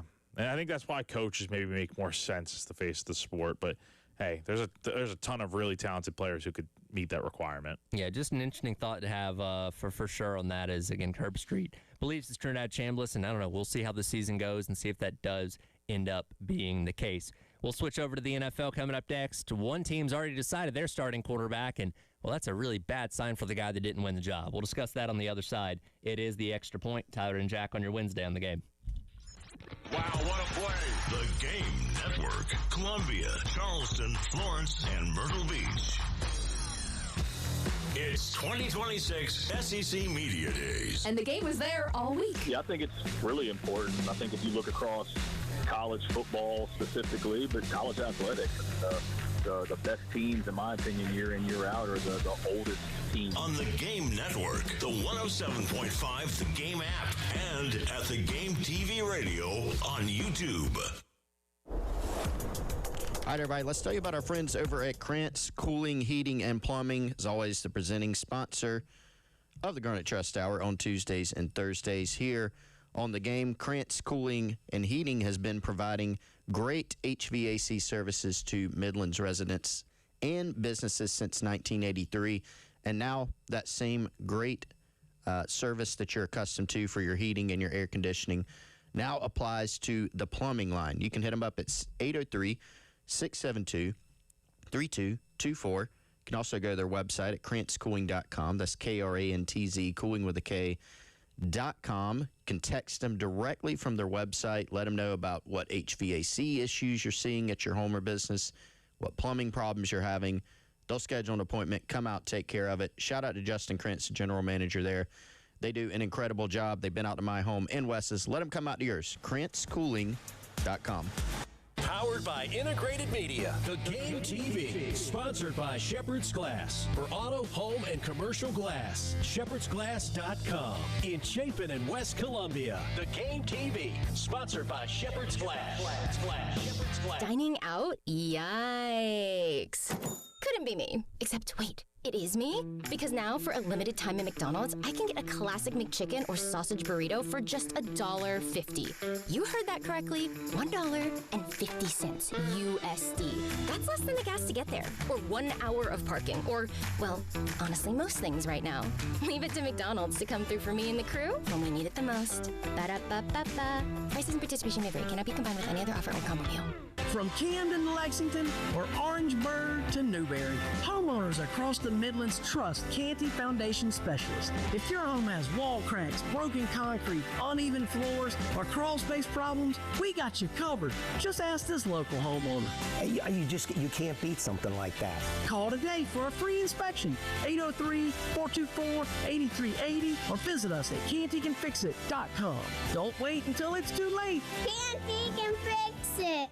Cato's Power Equipment has exciting news for our Toro and Gravely zero-turn customers.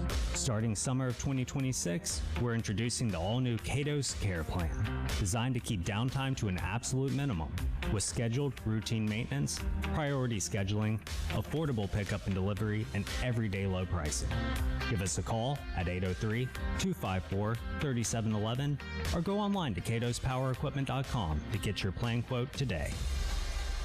Right now, somewhere in America, a student is training, a student is studying, a student is working when nobody is watching. Not for recognition, not for attention, but because excellence is a habit. The 2026 Patriot Games are searching for exceptional students ages 14 to 17. Students ready to compete, ready to lead, ready to show America what they're capable of. $250,000 scholarship prize pool. Applications are open now. Your story, your opportunity, your moment. Applications now open. Freedom250.org. America's next champion could be you. Why are we called Gamecock Traditions? Because we've been a part of Gamecock life since 1984. For decades, our free beat stickers have been a part of game day, and we've given away more than 20 million of them. We also offer free football wall schedules, cash back on every purchase, and the opportunity to support Gamecock NIL when you shop. At Gamecock Traditions, we live Gamecock sports. We stock and restock what Gamecock fans want most. Shop in-store or online at GamecockTraditions.com. Gamecock Traditions, for Gamecocks, by Gamecocks. We're Gamecocks too. The U.S. Soccer Podcast. These players are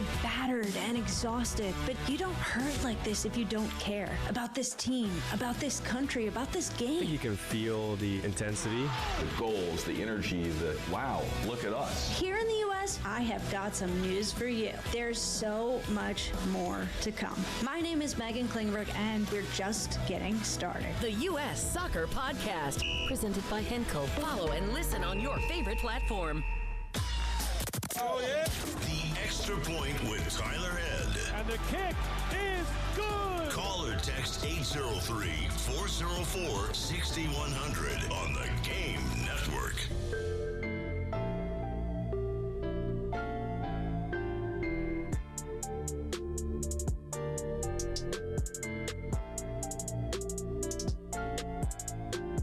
Welcome back in. It is the Extra Point. Tyler and Jack on your Wednesday on the Game. Another reminder coming up on Friday, August 28th. It's the Game's Summer Golf Classic at Charwood, presented by 107.5 The Game and the Lexington County Gamecock Club. They were going to have the onion sausages from the Gamecock Club that morning for breakfast. Libations Bar, provided by Saki's Wine and Spirits, and the Golf Gun makes its return with proceeds going to Camp Discovery. We want to see you out there. If you want to take part, $440 for a foursome, $110 for a single player. Give Charwood a call at 803-755-2000 and press the number 2 to sign up for the Game's Summer Golf Classic. Preseason week 1 of the NFL gets started officially tomorrow. We had the Hall of Fame game last week, but all teams will be in action starting this upcoming weekend. You got a couple games you can watch tomorrow night, including the Packers and the Steelers, which will be on NFL Network, and then the Cardinals and the Raiders will be on the ESPN Unlimited app if you want to check that out. And then Titans and 49ers also going to be on the NFL Network tomorrow as well. And then all teams in action either Friday or Saturday after that, as we can start learning about position battles and how teams are going to shake out for the upcoming NFL season. Yeah, and already one position battle decided out up north in Minnesota. The Vikings yesterday named Kyler Murray the starting quarterback heading into this season. This is the 4th straight year now at the starting quarterback, with a different starting quarterback now, if I'm not mistaken. So it's it's a new quarterback out there in Minnesota. The second I heard this news yesterday, it was around 11, 12 yesterday morning, I thought, my God, J.J. McCarthy couldn't even get this into the preseason. That tells me this battle was not close, because typically a position battle, and I get it, Murray's a veteran and McCarthy's still trying to learn his way, but the fact they didn't even want to get into preseason camp or preseason games before determining outright who the starter was going to be, bad sign for J.J. McCarthy. Is it fair to just say JJ's just not that good? First-round pick, number 10 overall in 24. He was hurt his entire first season, right? He had the injury heading into the season. And then last year, look, he gets his chance, and I get it. Rookie quarterbacks, first-year guys starting in the NFL, it's a different level compared to college, and they go through struggles. But I don't think JJ really showed you anything that could be like, yeah, this is the guy of the future. Like, let's roll with him. I mean, last year, under 2,000 yards, 11 touchdowns, 12 interceptions. I mean, more interceptions than touchdowns. And it was not in some small sample size. I mean, 10 games played last year. I mean, he completed 57% of his passes. And you look at Kyler Murray, like, he's been pretty steady and consistent throughout his time in the NFL, right? He's been in the league now. This will be his... It's been almost a decade. Yeah, this will be his 8th season, I think, because he spent 7 years with the Cardinals. And look, last year, only played in 5 games, got hurt. 23, he was banged up too, so a little bit of an injury thing to worry about, maybe to some degree. That's nagged him in the past, but the guy's pretty consistent, and I think that's what you need, right, heading into this season. You got weapons. You got Addison. You got Jay Jettas. You got Justin Jefferson. Like, you have some really talented playmakers in this offense. And I hate to say it, J.J. McCarthy, it's just not working the way they thought. And look, when you think of those Michigan teams, we talked about the other day, man, like, when you think of those good Michigan teams that he was on, they were carried by the defense, right? And you had really good running backs in the backfield with Corum and Edwards. And that was a big part of why Michigan won the national championship in 23. So, yeah, I mean, look, this move just makes sense. I'm surprised it's come so quickly, but that to me just tells me that JJ was just not really getting the job done early on in camp. I think it's also more damning when you think about the fact that this is a Kevin O'Connell-led team, right? And O'Connell has been dubbed the quarterback whisperer because he kind of revived Kirk Cousins when he took over as the head coach. He rebuilt Sam Darnold, who now has won a Super Bowl since leaving the Minnesota Vikings. If Kevin O'Connell can't get anything out of you as a quarterback, you might be a lost cause. And again, yeah, I know McCarthy dealt with the injury, but like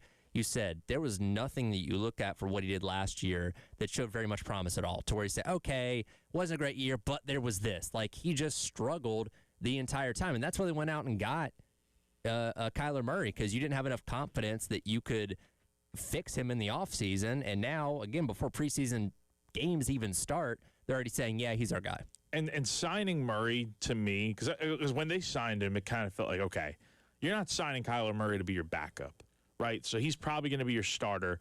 When they signed him, that to me kind of screamed like, okay, the Vikings obviously think that they have a shot with the playmakers that they have on defense and offense to go out there and be a potential playoff team heading into this season.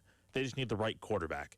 JJ obviously has development left to do, right? He's only made 10 starts in his NFL career, and maybe he will develop into something down the road. But right now, he's not giving you the best chance to win games.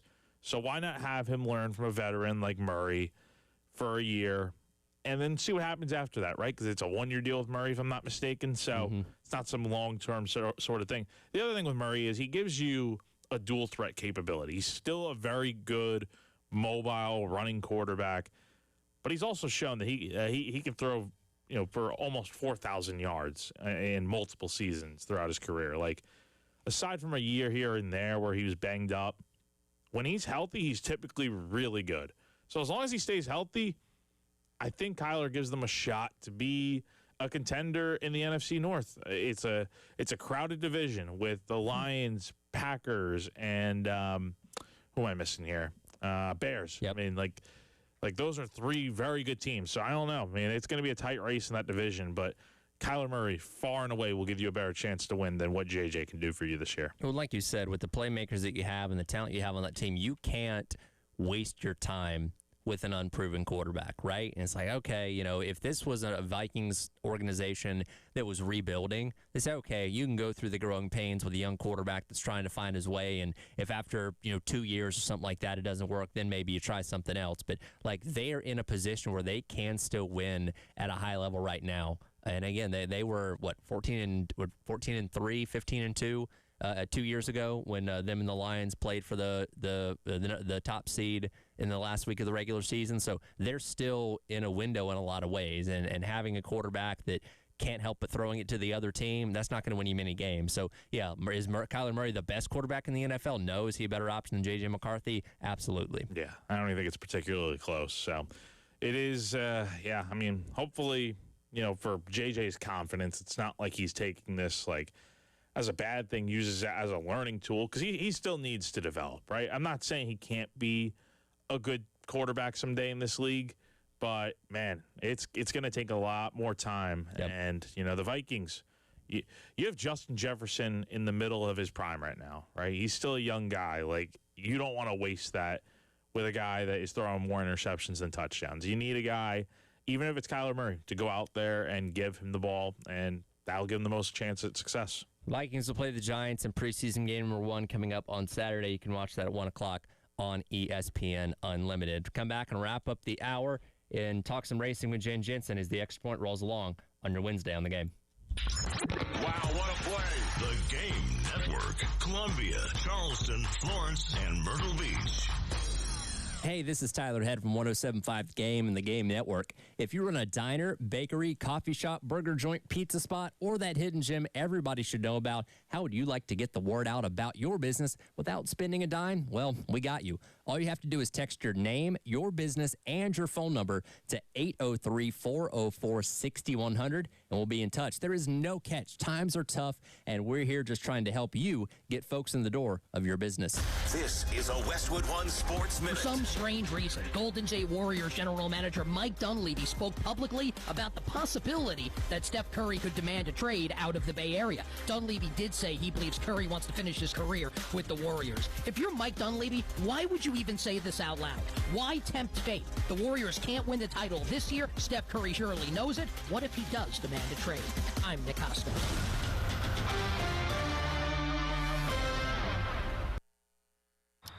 2 hours ago, Kyle arrived at the bar. Hey, what's everyone drinking? 30 minutes ago, Kyle got his friends another round of drinks. Cheers! 5 minutes ago, Kyle decided to drive home drunk. A minute ago, a law enforcement officer pulled up behind Kyle. Sir, have you been drinking tonight? A chain of events that began 2 hours ago is about to change Kyle's whole world. Drive sober or get pulled over. Paid for by NHTSA. Sound familiar? At Mattress Firm, we understand there are many problems that can keep you up at night, like snoring, aches and pains, or sleeping hot. Our sleep experts have the unrivaled know-how to match you with a mattress that can help. And now at Mattress Firm, upgrade to a Tempur-Pedic and learn how you can get 3% back plus an instant gift. For the great sleep you deserve, visit Mattress Firm. We make sleep easy. Restrictions apply. See store or website for details. This is the story of the one who keeps multiple buildings running smoothly day after day. Plumbing that flows, HVAC that hums, cleaning supplies that keep surfaces sparkling. That's why she counts on Grainger. With easy reordering online and 24/7 support, Grainger helps her keep the products she needs on hand. So shelves stay stocked and buildings stay ready. Call 1-800-GRAINGER, click Grainger.com, or just stop by. Grainger, for the ones who get it done. O'Reilly. Right now at O'Reilly Auto Parts, get one free set of Brake Best Select brake pads when you buy 2 Brake Best Select brake rotors. Or get one free set of Brake Best Select Pro or Import Direct professional grade brake pads when you buy 2 matching professional grade brake rotors. Restrictions apply. Get details from the parts professionals at O'Reilly Auto Parts. O'Reilly Auto Parts. If there's one thing you can count on, it's 24/7 protection when you bundle home and auto insurance with Progressive. And if there's two things you can count on, it's your smoke detector battery dying at 3 a.m. Not 3 p.m. on a Saturday when you have nothing going on, but in the middle of the night when you're fast asleep. Oh, come on! Get 24/7 protection when you bundle home and auto with Progressive. Just one more thing you can count on. Progressive Casualty Insurance Company affiliates and third-party insurance not available in all states or situations. Sound familiar? At Mattress Firm, we understand there are many problems that can keep you up at night, like snoring, aches and pains, or sleeping hot. Our sleep experts have the unrivaled know-how to match you with a mattress that can help. And now at Mattress Firm, upgrade to a Tempur-Pedic and learn how you can get 3% back plus an instant gift. For the great sleep you deserve, visit Mattress Firm. We make sleep easy.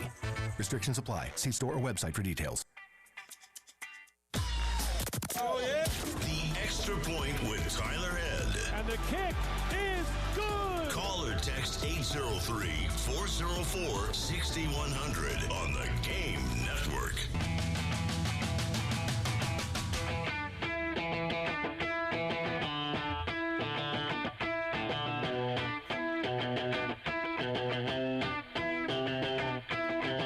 Can't stop, addicted to the shindig. All right, welcome back in. Extra Point, wrapping up hour number 2. Tyler Head along with you here on your Wednesday on the Game. Time to talk some racing with Jen Jensen from the early game. Joining me now. And Jen, we finally got racing back on TV this past weekend after a rare week off where there was nothing happening the week before. And we got treated to a pretty interesting race at Iowa, to say the least. Lot to get into from this one with Ty Gibbs picking up his second win, not only of the season, but of his Cup Series career. Yeah, I mean, what a good season he's had so far, and an exciting time for the team for sure. And JGR, I don't know, they're pretty tough to beat right now. Well, they're tough to beat unless you're Christopher Bell. It's tough to get into victory lane because he once again finished a second. We'll get to in a moment, but Ty Gibbs is somebody that we've been following and watching for years now. Again, still very young. Finally got through and got the win at Bristol earlier on this year for his first career win, right around the 100 race mark. And we say it all the time. Once you finally break through and get that first win, a lot more seem to come soon after that. And not only does he pick up a second win, he's now second in points overall. So he went from being somebody that was having a good season to, hey, this guy's now a legitimate championship threat. Yeah, I mean, it's kind of crazy when you think about it. How do you go from having no wins to, like you said, I mean, as long as he's in this top, 6, 8, as we've kind of talked about, yeah, he is a legitimate contender. So what an exciting time for him. I mean, I'm sure their heads are all just exploding with this. Well, and, he probably didn't have the best car on Sunday. Great strategy called by his crew chief to take 2 tires there on the pit stop in the final stage that leapt him out in front of not only Ryan Blaney, but also Christopher Bell. And kind of like Corey Heim did a couple weeks ago to Indianapolis, didn't really put a wheel out of place. I mean, it was pretty obvious that Bell probably had the faster car, but it was going to take a mistake on Gibbs's part, and he didn't make one. So he kept his composure for that final 20 or 30 laps when he and Bell got back to 1 and 2 and was able to hold on for the win. Yeah, no, and like he'd said, after the race, it was a head down kind of thing. Like, okay, we're in it to win it, and made it happen. Trusted the crew chief and that strategy, and off they went. And again, now he's second overall in points, which means if the chase were to start right now, he would only be 25 points out of the championship lead. And with how good Gibbs has been running this year, of course, Denny Hamlin is all but locked up the regular season championship at this point in time, where he's expected to go in as the number 1 seed. It kind of feels like Gibbs of the field at this point in time. Like, I don't know anybody else that I can say with a lot of confidence is going to be able to unseat one of these 4 guys for the championship. And right now they are all, let me check all 4 of them are in the top 6 in points now.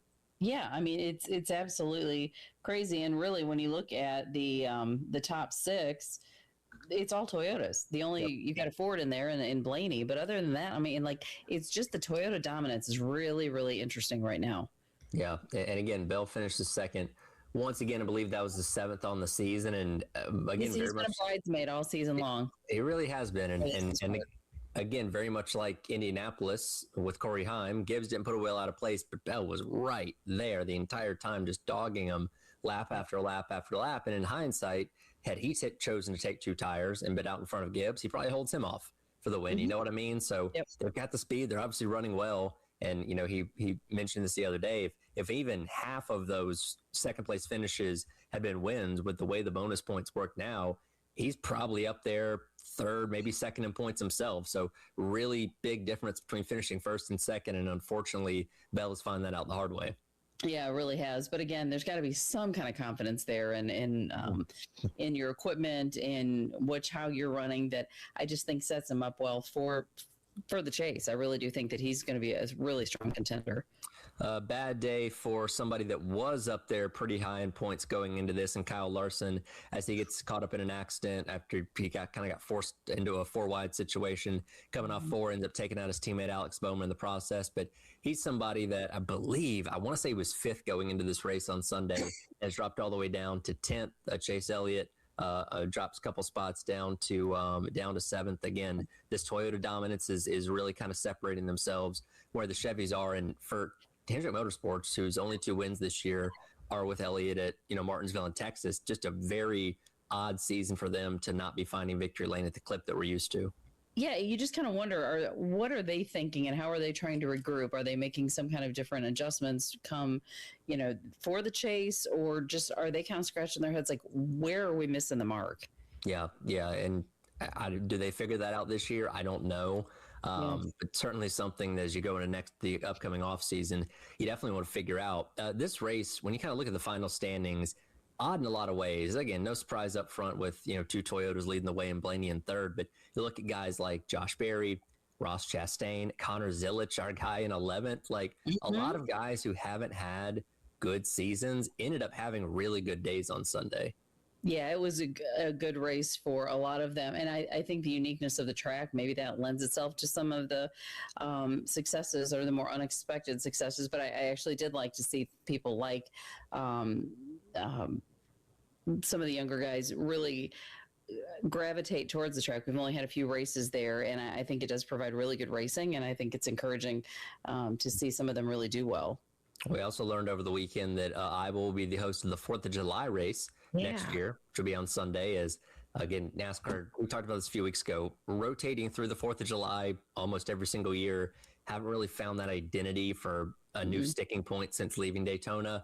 We'll give Iowa a shot, and I mean, sure, why not? Now it'll be repaved by then, so it'll be a much different track, but that's true. Maybe that'll be the new tradition. I don't know, but interesting nonetheless.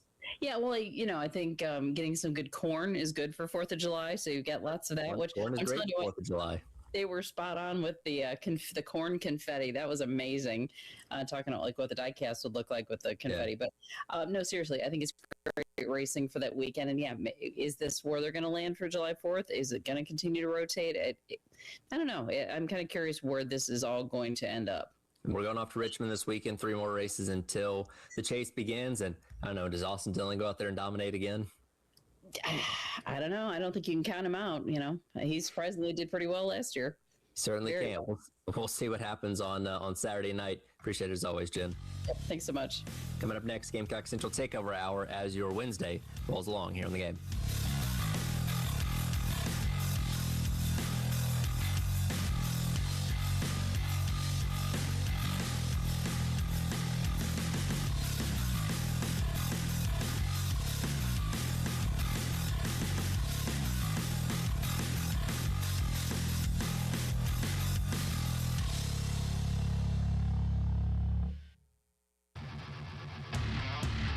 Broadcasting live from the Herndon Chevrolet studio. Herndon Chevrolet is your hometown dealer. Stop by today or shop online 24/7 at herndonchevy.com. The back-to-school sale is now in session at iMart Express. Get 2 pairs for $79, including a free 1-year frame warranty, upgraded polycarbonate lenses, and same-day pickup. It's a $200 value for just $79, making it the kind of deal that gets an A+ from kids and parents. With styles they'll love at prices you will. Shop the back-to-school sale at iMart Express today and get 2 pairs for $79. Hey, this is Terry Ford. Got a little story time for you. If you're a business or property owner and you're needing to deter any unwanted cars from parking in your parking lots, definitely call Schroeder's Towing. They'll provide signage for your business completely free of charge. Anytime a vehicle is parked in your lot that shouldn't be, Schroeder's Towing will be there to make sure your lot stays open for your employees, customers, and tenants. Trust me, I know firsthand what happens when you ignore Schroeder's Towing signage. Just go online at schroederstowing.net. Just dial pound 250 and use the keyword tow truck. Schroeder's Towing, the best and fastest hookers in town. Visit the go-to spot for dining in downtown Columbia. Step into the Golden Spur, the official restaurant of the University of South Carolina. From bold, crave-worthy lunches to elevated dinners, plus handcrafted cocktails that hit every time. The Golden Spur brings the flavor every visit. Planning something special? From celebrations to business gatherings, their private dining and event spaces set the perfect scene. The Golden Spur, where campus meets community. Located at 700 Lincoln Street, right across from Colonial Life Arena. Come see what everyone's talking about. Are you considering a new roof or repairs but unsure where to start? Crescent Construction offers free roofing estimates to help you make informed decisions with ease. Our expert team is ready to assess your needs and provide comprehensive insights. Visit our website, crescentcarolina.com, to learn more about our services and schedule your free estimate today. Trust us to guide you through the process with professionalism and care. Don't wait. Contact us today at crescentcarolina.com. How can I help you? Live agent? How can I help you? Live agent! Stop talking to robots and start talking to Cumulus Digital. When you have questions about your business, you shouldn't have to settle for a virtual person. You need a real local marketing expert who knows your streets and your neighbors. We're right here. For personal service and proven results, visit cumulusdigital.com, fill out the form, and connect to a real person. When it comes to family law, a lot has changed in recent years, so assumptions can be costly. If you see or sense a change coming in your family life that could have legal implications, it's important to know where you stand. What are your rights and responsibilities? Getting good legal advice early is never a bad idea. I'm Joe Cordell of Cordell & Cordell. If you or anyone you know is facing a family law issue, start with a consultation. Visit CordellCordell.com. 1201 Main Street, Columbia. Looking for a classy polo this fall? Hey, Scott here with Gamecock Traditions, inviting you to check out our outstanding selection of premium polos from Johnny O, Turtleson, Cutter & Buck, and other top brands. Whether you're headed to Williams-Brice Stadium, the office, or out for dinner, you'll find comfortable, stylish polos in garnet, black, white, and other colors every Gamecock fan will love. And it gets even better. You'll earn cash back on every qualifying purchase just for shopping with us. Gamecock Traditions, for Gamecocks, by Gamecocks. We're Gamecocks too. It's the Hendrick Chevrolet Countdown to Kickoff. 24 days away. Hendrick. The most trusted name in automotive is right here in Columbia. Hendrick Chevrolet and Hendrick GMC. Buy now and make no payments for 3 months. Shop the nation's #1 dealer group, Hendrick Chevrolet and Hendrick GMC. With approved credit, see dealer for details. And now, a no-frills ad sponsored by Progressive Insurance. Here it is. You can save big when you bundle your home and auto with Progressive. That's it. See? Just a good old-fashioned, straightforward ad. See if you can save at 1-800-PROGRESSIVE or Progressive.com.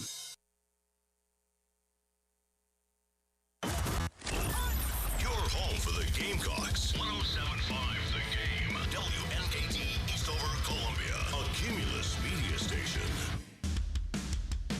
The Gamecock Central Takeover Hour with Wes Mitchell, Chris Clark, and Tyler Head. To the house! On 107.5 The Game, The Game Network, the 107.5 The Game app, and at The Game TV Radio on YouTube.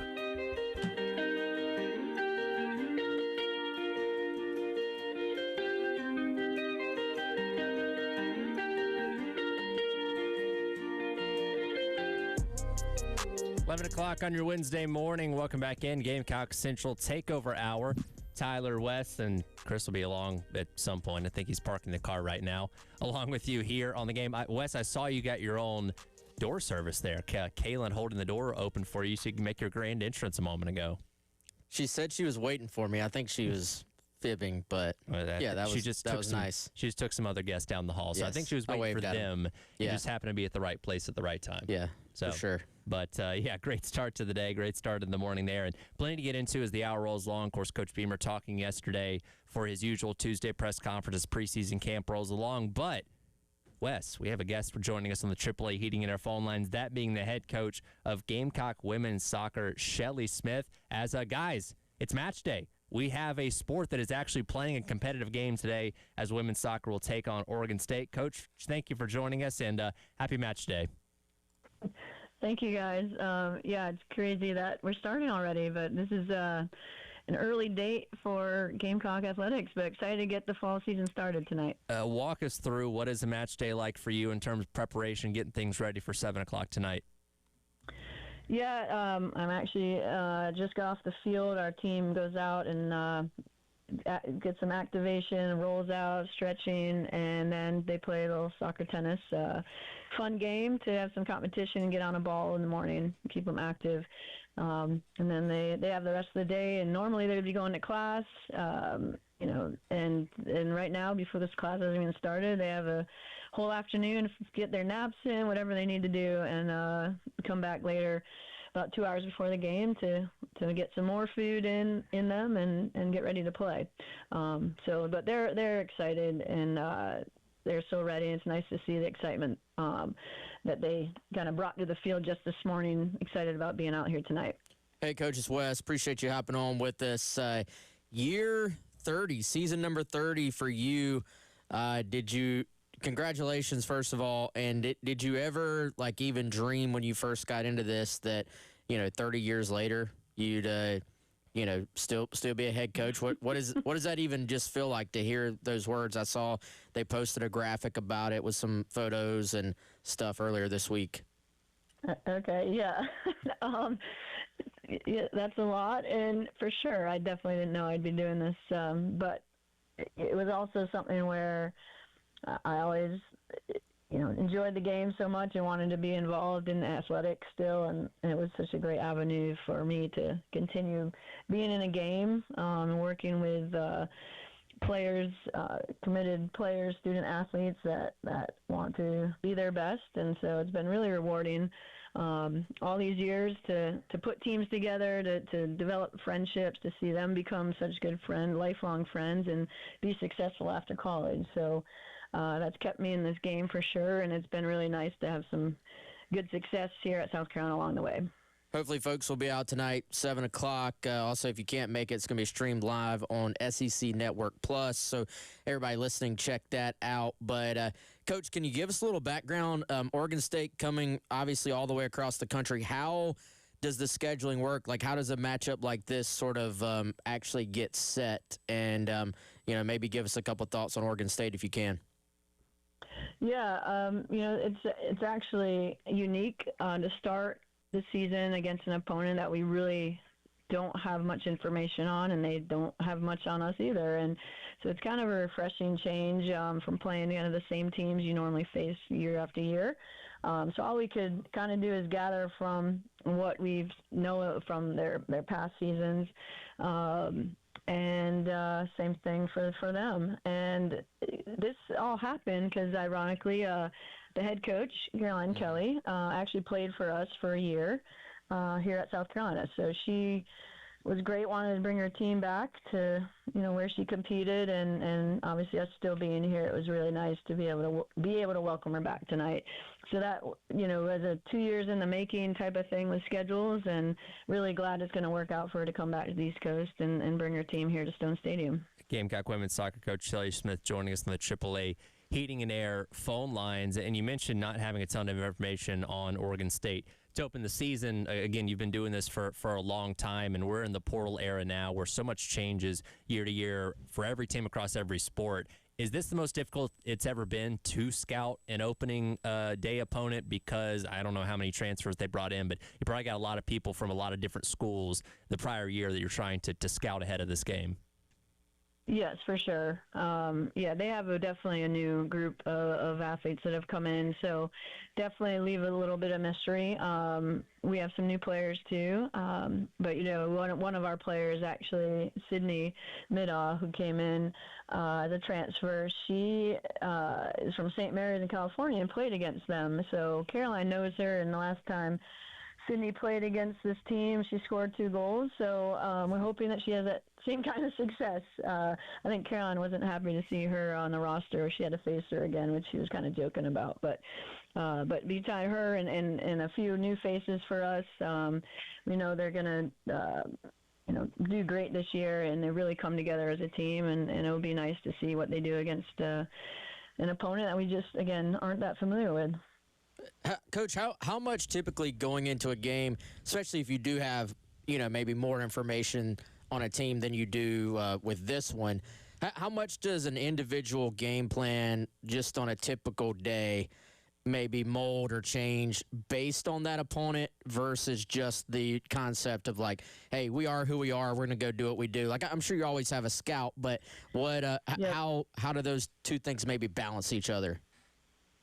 Yeah, we definitely try to focus on what we do, whoever we play against. And then you do have an idea of what you're going to face, what you're going to expect, who might be a target on set pieces, or the system they play, how are we going to press depending on how they come out. So tonight, definitely going to need to make adjustments. It's going to fall on the players because, like in other sports, we don't have timeouts and can go through things. So it's part of the game is they need to read what they're facing, what kind of system they're playing against, where the numbers are in the midfield or up top, etc. And so we just are a little more prepared that way. But teams could come out after you scout and change everything. So sometimes it's a matter of the players kind of learning how to read their opponent, what they're going to be up against. So this game we're obviously more focused on what we're going to do and what we've been focusing on in the preseason and establish ourselves and build off from there. But we usually do have more time to see some video on teams and give an idea of kind of the players, the numbers to look for, so forth. So that does become a big part during the season. Yeah, and I got to imagine, first time out under the lights, fans, you mentioned you guys have some new players as well. What will you guys be focused on tonight in terms of just what you want to start to learn about your team and then kind of build from that moving forward? Yeah, we had a excellent match exhibition up at North Carolina last week and really learned some things about ourselves, that we had really come together and played well against a top opponent in the country, and everyone had chances to play in that match, so it gave us a good look at everyone on the roster. So we're still learning and figuring out the best combinations and who starts where and who comes off the bench, but we really need everyone to give us a good 90 minutes, and that's how we're going to make it through the season. We have good depth, we have a lot of seniors, and I think we'll be able to take advantage of that moving forward with who is, one player comes off, we have another senior to come in a game. It's going to be really helpful to have that kind of experience. And then we have a mix of new players and even freshmen that are coming in the game, and one's even starting. So I think it's a good balance. We gave up a goal late in that game in our exhibition, and that's something we obviously need to eliminate and try to improve. And then we need to get on the scoring board. We had several great chances, and our goal tonight is obviously got to finish those chances and to win the game. So that will be what we're looking at.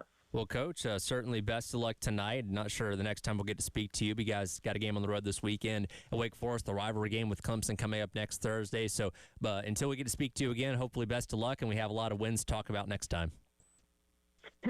Sounds good. Thank you, guys. Appreciate it. Coach Shelly Smith there joining us on the AAA Heat and Air phone lines. As we mentioned, tonight, Oregon State, 7 o'clock over at Stone Stadium. If you can't make it out, it is going to be streamed on SEC Network Plus coming up tonight. Again, Wake Forest Sunday, and then the rivalry game with Clemson coming up next week. I imagine having a match day where you don't have to worry about class, probably pretty fun for the athletes. And enjoy it while you can, because next week? I believe next week is when class starts, right? Is that right? Next week, class? I don't. I feel like Beamer said that right. yesterday. So yeah, man, a day with no class and a game day, got to be pretty sweet. That's awesome. Wes, by the way, if I can take a moment for, he was like, "What? What's coming?" Oh boy, I'm so scared right now. Nostalgic moment. Okay. the other day I was downtown, and I had to stay downtown. It was one of those things where I don't want to go all the way back to, like, Irmo area. So I had something else downtown. Like, I need a place to post up and work. So you know where I picked? Like, let me go by the Russell House, see what's going on there. And I was like, I know a bunch of things won't be open. Dude, how long has it been since you've been there? Oh, it's been... It is very different. I went... I think I went with Kendall Smith one time when she was still a student, and we maybe did one of our... Yeah, so that was a while back. Recordings back there. So, Dude, yeah. I mean, so first of all, the only thing that was open was one undisclosed, not a sponsor, fast food place. Mm-hmm. But, man, everything is different. Like, the store's still there. You can turn down the hall, go to the left. The bathroom's still there. They still got the staircases. The things that are harder to change. Yeah. Yeah. And you don't need to change. Yeah. But all the restaurants, literally all of them, except for one upstairs, is different. The Gimp, as we knew it. Yeah, I knew that was out. I mean, I'd heard that, but I hadn't, like, seen it, you know? That was wild. But, man, I had a lot of memories when I walked up in there. Pandini's. Did you feel old? 100%. You should have gone to a student there and been like, hey, when I was in school here, you know, it was like this. Sonny, yeah. Get away from me. Yeah. What are you doing? Call the cops. Yeah, I mean, it did dawn on me. I'm like, okay, first of all, this was a long time ago. It's in 2 years, it's going to be like. All right, no. But you don't have to say it. I'm saying his ears. But I was just like, man, like I had these thoughts of like, are changing everything, and I was like, all right, let me leave. They've already torn down my dorm. You know, my dorm's not there. It was crazy, but it was fun. A little nostalgic moment. Walk down memory lane. At least you're not like to the point of like going to Facebook comment sections and being like, they're changing everything and I hate it. I haven't done that yet. And you're not there yet. Hopefully you won't get there. Yeah, hopefully not. We'll play 24 Days Trivia coming up next. Gamecock Central Takeover Hour presented by Firehouse Subs here on the game. Wow, what a play! The Game Network. Columbia, Charleston, Florence, and Myrtle Beach. The Game Summer Golf Classic is coming Friday, August 28th at Charwood Golf Club in the heart of Pine Ridge. Co-hosted by the Lexington County Gamecock Club. 9:30 a.m. shotgun start. The world-famous onion sausage for breakfast. And Little Pig supplies lunch. The morning libations bar from Saki's Wine and Spirits. The Golf Gun is back with proceeds going to Camp Discovery. Also, lots of free stuff. And you can win Gamecocks football tickets. $440 a foursome. Call Charwood at 803-755-2000 and hit prompt number 2. Come hang out with us at the Game Summer Golf Event on Friday, August 28th. Broadcasting live from the Herndon Chevrolet studio. Herndon Chevrolet is your hometown dealer. Stop by today or shop online 24/7 at herndonchevy.com. All right, guys, almost lunchtime. Great time to hit up our friends at Firehouse Subs. Do y'all say caramelized or caramelized onions? How do y'all say it? I'm caramelized. Caramelized? I kind of interchange. I don't know which one I say. It's kind of like pecans and pecans. I think I go back and forth as well. But what I do know is that they have a new smoke and honey melts, 2 different kinds with flame-seared shaved steak or grilled chicken breast combined with a duo of red and green peppers, caramelized or caramelized onions, depending on which you prefer, melted provolone cheese, chipotle honey dressing, and mayo, all, of course, as we always know, on a toasted sub roll, protein-packed and drizzled with what I'm looking forward to trying. We're going to be there going into, I think, the week before the first game. We'll get you info on that. I want to try this August new 27th. honey chipotle sauce on the 27th. So hit up Firehouse Subs now. We'll tell you more about that later. If you have tax problems and want to end the frustration of dealing with the IRS, grab a pen and take down this number. Hi, I'm local attorney John Ecton with the Ecton Law Firm, located right here in the Midlands. Let us show you what it takes to solve your tax problems once and for all. The first step, which can be one of the hardest, is to take action. Do something. Call me, set an appointment, and meet with me in person. Your first visit is completely free and confidential, and I'll show you how to take control of the problem. So if you haven't filed your tax returns for years or are facing IRS wage levies, bank levies, or tax liens, call me, John Ecton, at 803-771-9800. That's 803-771-9800. Or go to EctonLawFirm.com. That's ECTON lawfirm.com. Learn what it takes to solve your tax problems for good. Take that first step to a better future. Call me, John Ecton. Are you calling your IT company over and over for the same issue, getting passed around to people who can't help? Or worse, getting hacked after being told you were protected? That's not normal. At IntelliSystems, real engineers answer the phone live, resolve issues quickly, and explain things in plain English. If something feels off with your current IT provider, it probably is. Call IntelliSystems today and see what better IT support should actually feel like. IntelliSystems.com. Powered by Integrated Media, The Game TV. Sponsored by Shepherd's Glass. For auto, home, and commercial glass. ShepherdsGlass.com. In Chapin and West Columbia, The Game TV. Sponsored by Shepherd's Glass. Shepherd's Glass. For appliances with Reliances, that's Shepherd's McGill. Come see the entire line of Whirlpool appliances at 1421 Atlas Road. Whirlpool offers bigger, better, and more efficient appliances, and Jeffers McGill offers the best in customer service and low prices. Jeffers McGill and Whirlpool, your home team. For appliances with Reliances, that's Jeffers McGill. At Herndon Chevrolet, there's no need to wait a week for service. Our full team of technicians is ready to get your vehicle checked the same day. From oil changes to major repairs, we're here to keep you moving with expert care you can count on every time. Fast appointments, trusted repairs, convenient service, and a friendly team ready to help you. Only at Herndon Chevrolet. Herndon Chevrolet, Herndon makes you wanna smile.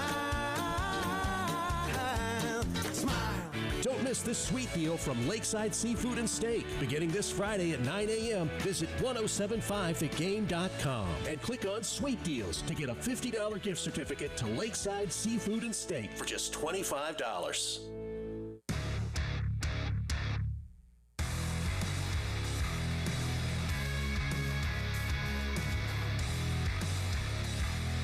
The Gamecock Central Takeover Hour with Wes Mitchell, Chris Clark, and Tyler Head on 107.5 The Game, The Game Network, the 107.5 The Game app, and at The Game TV Radio on YouTube.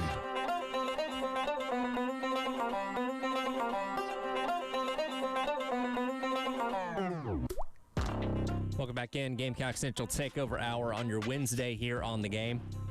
We're gridlocked at 19.5 to 19.5 in our countdown to kickoff trivia contest. Today we have 24 days. Guys, name and dudes. 24. So we got Sheldon Brown. I gotta wonder if that's who the question's about. It is. See, and Tyler, I thought you were going there, but I gotta say, I think we needed to update the 24 countdown. Is there like a amount of time you have to have been out of the program, like a jersey retiring? Because, I mean, Jalen Kilgore has got to be a candidate for future 24-day countdowns, if you ask me. He was considered. He was highly considered, or just considered? Okay. He was highly considered. I decided not to. Yeah, wow. I It might be even worse. I found a more interesting question for Sheldon Brown that I'm interested to see if you guys can get. But besides those two, other 24s that stand out. Our guy, Darian Stewart, D-Stew. Oh, man. Yeah. Fantastic one. Great player, NFL player. Yeah, I mean, those are three that came to my mind. By the way, Tyler, before you ask the question. Okay. I was at Spartanburg last night, in Spartanburg, at a Gamecock Club meeting. It was awesome downtown. Had a couple listeners to the program come up to me with a specific request that I'd like to go ahead and log. All right. The request was for our 9 days to trivia, 9 days countdown. He wants a Sherrod Golightly question. And so all right. I've unilaterally granted his request. Okay. Sherrod. Sorry, Keyshawn Nixon. Yeah, you're out. Sorry, Corey Jenkins. Yep. Sorry. Todd Ellis was 9, right? Sorry, Todd. Yeah. Sorry, Nick Muse. Man, that was nice. Nice rattling off. I'm on a roll. Wait, we'll just replay that on 9 Days for Guys Naming Dudes. But there you go. Yeah, Sherrod Golightly would have definitely been a Guys Naming Dudes. Mm-hmm. But he must be. I felt like we had to grant that request. Sure. Yeah. Loyal listeners. If you see one of us out in the wild and have a request for a certain day, go for it. I mean, made a point to come over and ask me, so we'll grant that request. So that will actually be the day we're at Firehouse Subs, by the way, August 27th. Even better. So, with even more reason to be excited for that day. Yes. All right, 24 days until kickoff. Sheldon Brown, of course, and you guys both voted him a couple years ago as your best Gamecock defensive back when you guys had to give the top 10 from a few years back. Okay. Yep, you guys Good both for agreed us. on that. I don't remember how many people were included in that, but a lot of people settled on him being number 1. So consensus, it seems like, across the board for the most part, that he's the best or one of the best that Carolina's ever had. In 2000, he had his best year interception-wise with 4, which was tied for 7th best in the SEC. He had these 4 interceptions against 3 opponents, Georgia, Alabama, and Kentucky. Can you tell me the name of all 3 quarterbacks he got interceptions off of? 2 of these should be easy. Hold on, start over. All right. What are you trying to do here, Tyler? All right. I think we've ticked Tyler off. He decided to. He's like, I want to see if y'all can get this. I'm intrigued by this one. Okay. I can tell. In 2000, Sheldon Brown had 4 interceptions. This occurred against 3 different teams. So one game he had 2 picks. Okay. The 3 teams he did this against were Georgia, Alabama, and Kentucky. Can you tell me the name of the 3 quarterbacks that he got interceptions off of that year? 2000. No. 2 of these you should. These are names. Okay. that are pretty common. 2000, Georgia, Quincy Carter. Was that the 4 or 5 pick? That was game? a 5 interception game. Quincy. Okay. Tyler's not confirmed. I'm not. I got to see if Chris is going to have a different answer. Okay. So I'm not going to confirm one way or the giving other. all mine. I'm Letting Wes go. acknowledging that's what you think it is. He's stepping to the plate. Okay. Not positive on this, but hold on. Let me lay out a ground rule. Hold on. If we come up, 2000 Kentucky. yeah. Go ahead, Chris. If we come up with a name, can we Google it to see if they played at that time without looking up their game log? I'll allow that. Sure. Wes, I feel like that's kind of cheating. We shouldn't do that. Kentucky. Hold on. All right. Tim Crouch. Okay. It's either him or Jared Lorenzen. And one for Alabama. Who you got? Alabama. Oh, God. Is this half credit? Is there any half credit on this one? If I get 2 out of 3? I'll consider it. I have no clue on Bama. 2000. I have no idea on this. I don't even know if this is a former Alabama player at all. Sometimes names just come to me. And the name that came to me is Tyler Watts. Wow. Okay. So that might be the answer. That's a good guess. I think 2000. 2001 was the crazy. 2001 Bama was the game that you had as a trivia before. Yes. That was the Rod Trafford. That's And correct. I feel like that was Tyler Watts. But I don't know. a Anyway, great all pull. right. There's my So, answers. He went Quincy Carter for Georgia, Tyler Watts for Alabama, and Tim Couch for Kentucky. Okay. I'm going to do a very noble thing. I'm just bowing out. You're not even going to try? Because I don't have anybody for Bama, and all I would do is take Wes's answer, and I feel like that's unfair. I would say, did you pick Couch or Lorenzen? You said Crouch. You went You Couch. can Couch. play Sorry. Eric All right. Crouch and Tim yes. Couch. So Okay. you went with Couch. I knew he meant Tim Couch. I could not remember. Sorry, same. that was a long time ago, guys. That was a long time ago. I could not remember if Lorenzen was a little bit after that era. I think Couch might be. I'm just gonna stick with that. Yeah, I'm bowing out. Like, you know what? Even if those are wrong, like I actually, compared to how I felt when he first delivered the question, it's kind of like when Saban talks about process. Even if I'm wrong, I'm pretty happy with that answer. So you should play the clips, Tyler. Well, you're not even going to try? I told you I bowed out. All right. I don't want to steal his answer. Okay. I absolutely would have. All right. So for George, it was Quincy Carter. That was the 5 interception game. For Kentucky, it was Jared Lorenzen. No. It was Jared Lorenzen. The hefty lefty threw 2 picks that day. I thought he was like a little bit after. Yeah. So, okay. Now, here's where half credit might come in. Tyler Watts did start that game for Alabama, but Andrew Zhao threw the interception. Who? Yeah. That's why I was wondering if you guys would get this or not. Are we not familiar with Andrew Zhao?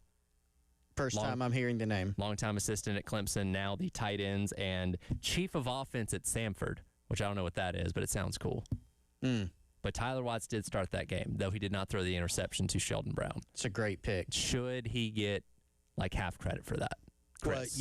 But missed the Kentucky one. Missed the Kentucky one, but so technically missed 2 out of 3. But okay, all right. No, but the Tyler Watts pull was so good. I think you should get a half. Okay, half point. Because I knew like the Quincy Carter, Jared Lorenzen, and I feel like that was pretty lower hanging fruit. But I knew the Alabama one was going to be tough. But first, him starting the game, and I don't know if he got hurt or what happened there.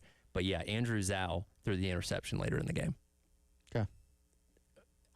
How would we have ever gotten Andrew Zhao? I don't know what you guys remember and what you don't. That's why I asked these questions to test this. Because there are some things that you guys get that I'm like, how in the world did they remember that? So I'm throwing it out there to see what we can get. Yeah, I mean, Wes pulled Rod Trafford recently. Exactly. A lot of times if you ask us something more recent, that wasn't 25 years ago. Let me also just pull a Chris and say, I did say Jared Lorenzen, even if I didn't. You did. You were bouncing back and forth. You know what? Let's take this to the people. This is a show of the people. They can text in and say if I get half credit or not. Okay. 803-404-6100. Purely by the numbers, yes or no. If there's more yeses, I'll accept it. If there's more no's, then we're still tied. Well, the one guy, what's his name? Greg. He's going to suggest you get the full point, probably. He likes to give you points and not me. Love you, Greg. I'm okay with that in this case. Hey, yes or no? Should Wes get half a point for the answer that he gave there? We'll get into what Coach Beamer had to say coming up next. Gamecock Central Takeover Hour on your Wednesday on the Game. Wow, what a play! The Game Network. Columbia, Charleston, Florence, and Myrtle Beach. The Game phone lines at 803-404-6100. Sponsored by AAA Heating and Air. Now offering 12-month payment plans on all HVAC or electrical repairs with no credit check. Online at callAAAtoday.com. All right, everybody, let's tell you about our friends over at Integrated Media, as we do every day. It's integratedmediainc.com or 803-948-8327, your one-stop shop for all of your home's tech, audiovisual, and home automation needs. Home automation is an industry that has been exploding recently. A lot of Midlands residents taking advantage of it with our friends over at Integrated Media. They can automate your home, create a smart home for you where you can control your lights, your devices, your thermostats, your security and cameras, and everything else that can possibly be automated with the touch of a button, whether you're home, whether you're away, outside, next room, at the neighbor's house. They can do it for you. Great thing about Integrated Media, they're one-stop shop. They can recommend the very best equipment. They can install it for you professionally, and it'll be done from start to finish. You don't have to go to the big box stores or shop online. IntegratedMediaInc.com. Check them out. Unlock the savings at Boost Mobile and save up to $600 a year. I've been scouting these big carriers for a minute now, and I've seen them pull the same play 1,000 times. They promise you the world, then hit you with a price hike right when the game gets tight. But Boost Mobile, their $25 a month unlimited wireless plan is the most consistent player on the floor. No contracts and no price hikes. Unlock the savings today at boostmobile.com/unlock. Based on average annual single line payment of AT&T, Verizon, and T-Mobile customers compared to 12 months of the Boost Mobile unlimited wireless plan as of January 2026. For full offer details, visit boostmobile.com. Babbel proudly presents The Poison Gift. Derek, hi. Hi, I got you something. Ein bisschen Gift. Gift? Ist das Gift? Ja, ist das Gift. Für dich. If you buy her a gift, don't tell her it's poison. Use Babbel. Practice with Babbel's guided conversations based on real situations. Get up to 50% off on your Babbel subscription when you sign up at Babbel.com. Babbel.com. Bill Gunner at 107.5 The Game for AAA Heating and Air. Look, I know you're thinking about a lot of spring cleaning right now, but are you thinking about your generators? You need to be. Those things are vitally important when our power goes out. You want to make sure your generator is running great. At AAA Heating and Air, they're ready to help you. So call today or visit their website. Call AAAtoday.com and tell them Bill Gunner with 107.5 The Game sent you. AAA Air when you need us. AAA Heating and Air.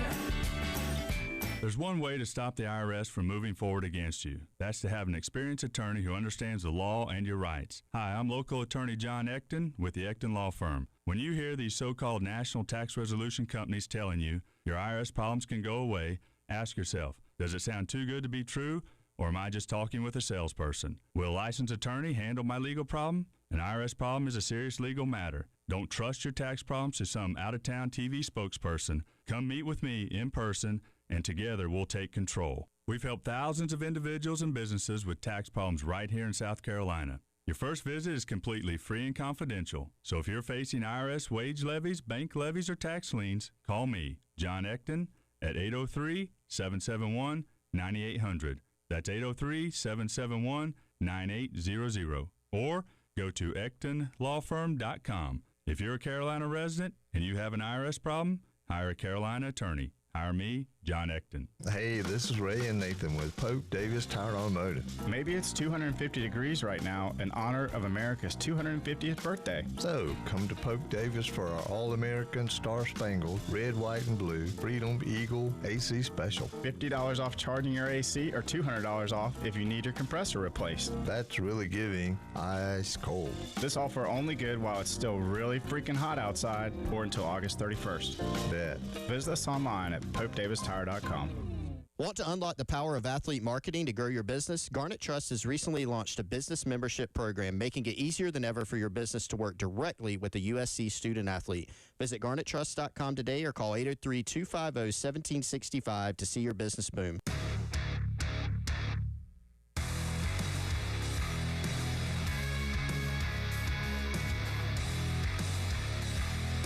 The Gamecock Central Takeover Hour with Wes Mitchell, Chris Clark, and Tyler Head on 107.5 The Game, The Game Network, the 107.5 The Game app, and at The Game TV radio on YouTube. Welcome back in, Gamecock Central Takeover Hour on your Wednesday here on The Game. Tyler, Wes, and Chris along with you. We'll get to what Beamer said yesterday in just a second, but we have crowdsourced on if Wes should get credit for the answer that he gave for 24 Days Trivia. And right now we're at an impasse. Nick and Andy say no. Chase and Nameless Texter say yes. So we need a fifth vote. Next person to give an answer of yes or no will decide if Wes gets the half point. Who said no? Nick and Andy. Not friends of yours, apparently. Wow. I had them do that. See, Wes, Chris is over there. Is that an 864 number? Yeah, furiously. Boys. I was gonna say you've got an alias on the text line. Next person to text in will determine if Wes gets the half point or not. Decided to break out an old favorite, going back a couple years, the Wheel of Beamer. We got a lot of Beamer quotes to get to, not only today, but we'll get to some of these tomorrow as well. Where the heck do we start? Well, that's for the Wheel to decide.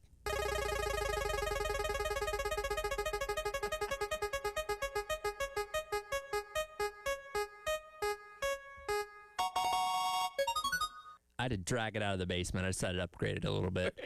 Where did you get that sounder? From the wheel that's in here with me. Do you guys not see it? Okay. Yeah, there you go. It's a little loud, I'll say that. It landed on 20, which yesterday was Coach Beamer talking about David Busey. Probably somebody that not enough people are talking about. I mean, he's another one that's just, you talk about the mindset and the physicality and what we want to be about as a team and as a program. He fits that.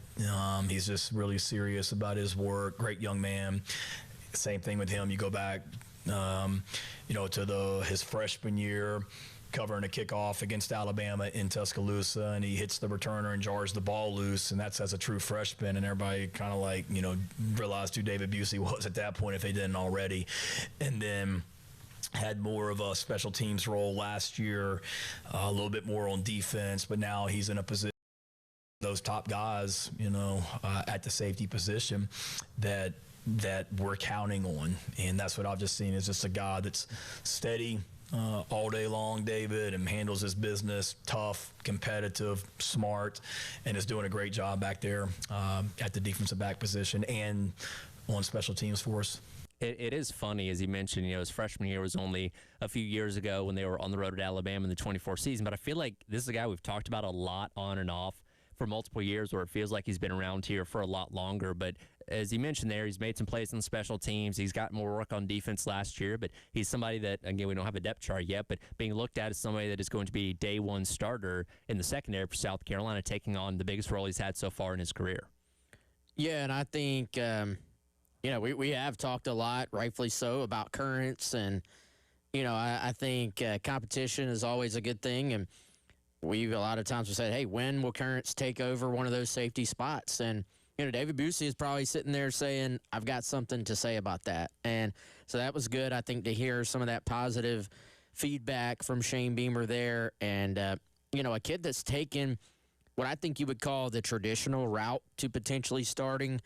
He has really been a reserve guy. He's played a lot on special teams. He's been a huge, I would say, like tone setter in practice as well.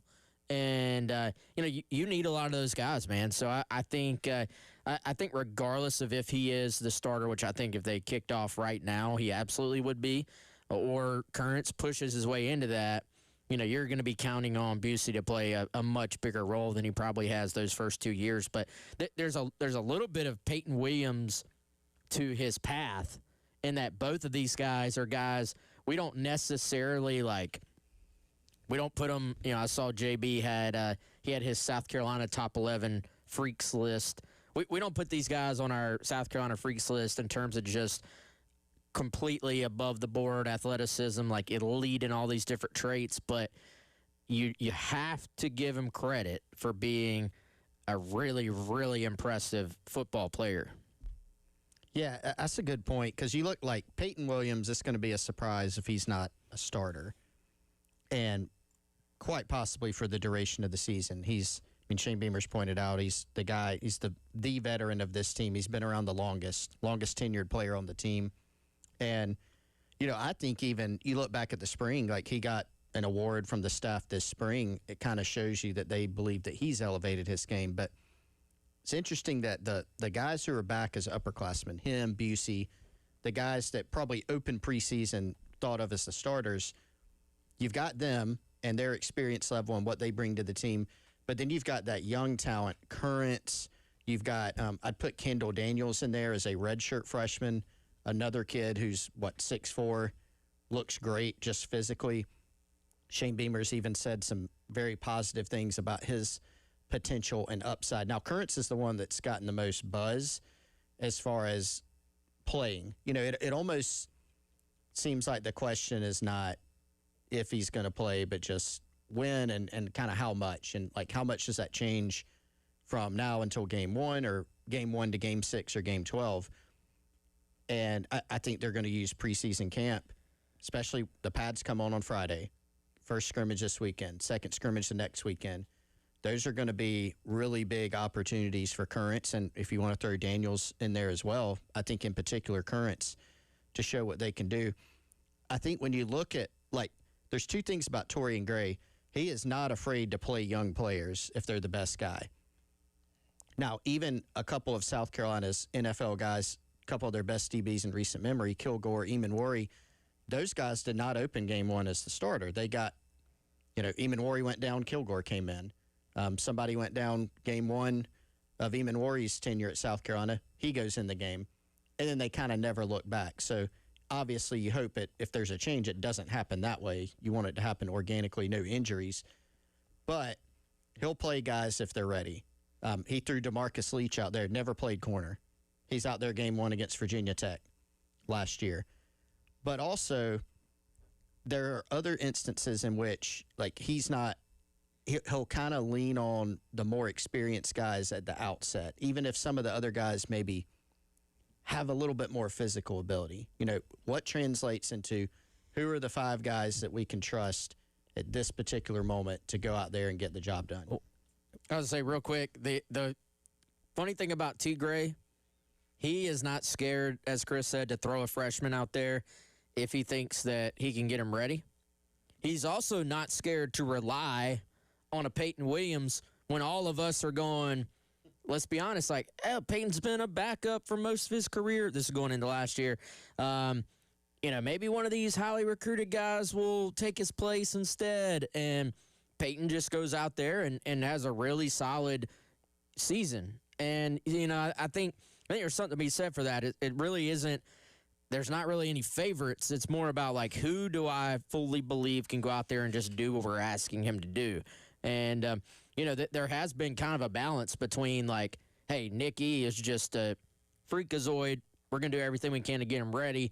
And then once he took on a role, he was never going to give it up versus, hey, some guys are going to be on kind of this long plan like we saw with Peyton. And once those guys get to a point where they're starting, we are going to trust them to do so. And so I do think you have a little bit of that with David Busey, and maybe we are counting him out a little bit too quickly, although the other side of that is, like, Currents is going to impact this team. It's just a matter of how much. Well, and that's the debate we have, I feel like, across all of college football now is, would you rather have the younger guy that was, you know, maybe more high-profile recruit with higher upside potential overall, or the guy that's a veteran, has been around for a couple years, played a lot more football at this level that, again, maybe he wasn't a 4 or 5-star kid, but that experience he has at this level of football kind of balances things out a little bit. And it's going to be very interesting to see this particular position as the season goes along on what ends up winning out. Is it Busey's experience, or is it that higher upside potential for a guy like Currents? Here's one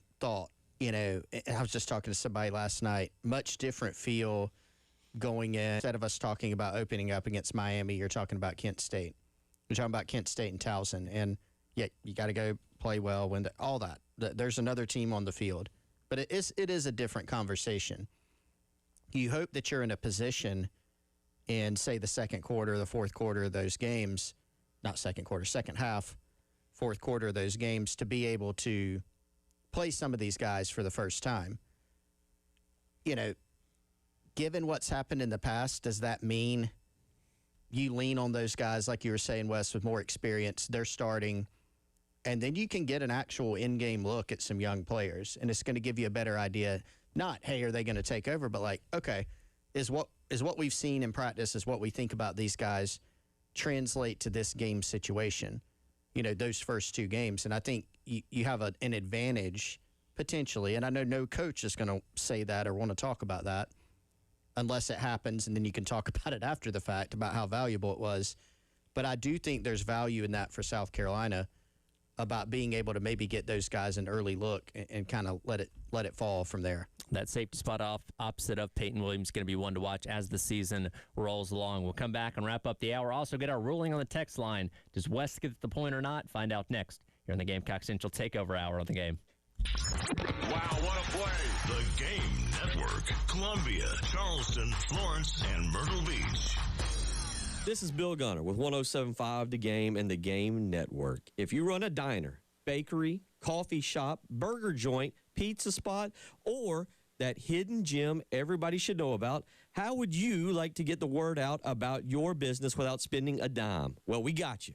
All you have to do is text your name, your business, and your phone number to 803-404-6100. That's 803-404-6100.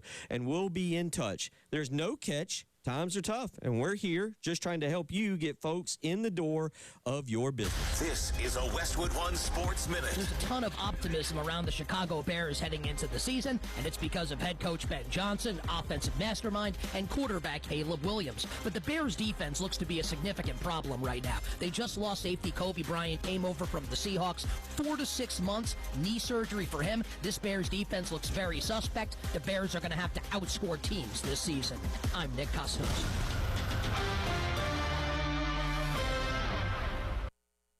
Onyx, I keep having stomach issues. Please make me a doctor's appointment. Okay, are you suffering from diarrhea, bloating, gas, or oily stools? If so, you may want to ask your doctor if it could actually be a problem with your pancreas, called exocrine pancreatic insufficiency, or EPI. My pancreas? How is EPI treated? A prescription medicine like Creon, pancrelipase, is used to treat people who can't digest food normally because their pancreas doesn't make enough enzymes. Creon is the #1 prescribed treatment for EPI. Creon may increase your chance of fibrosing colonopathy, a rare bowel disorder. Tell your doctor if you have a history of intestinal blockage or scarring or thickening of your bowel wall, if you are allergic to pork, or if you have gout, kidney problems, or worsening of painful swollen joints. Call your doctor if you have any unusual or severe gastrointestinal symptoms or allergic reactions. Take Creon as directed by your doctor, and always with food. Do not chew capsules, as this may cause mouth irritation. Other side effects may include blood sugar changes, gas, dizziness, sore throat, and cough. These are not all the side effects of Creon. You can learn more at 1-800-633-9110. Before your appointment, visit creoninfo.com. That's CREON info.com.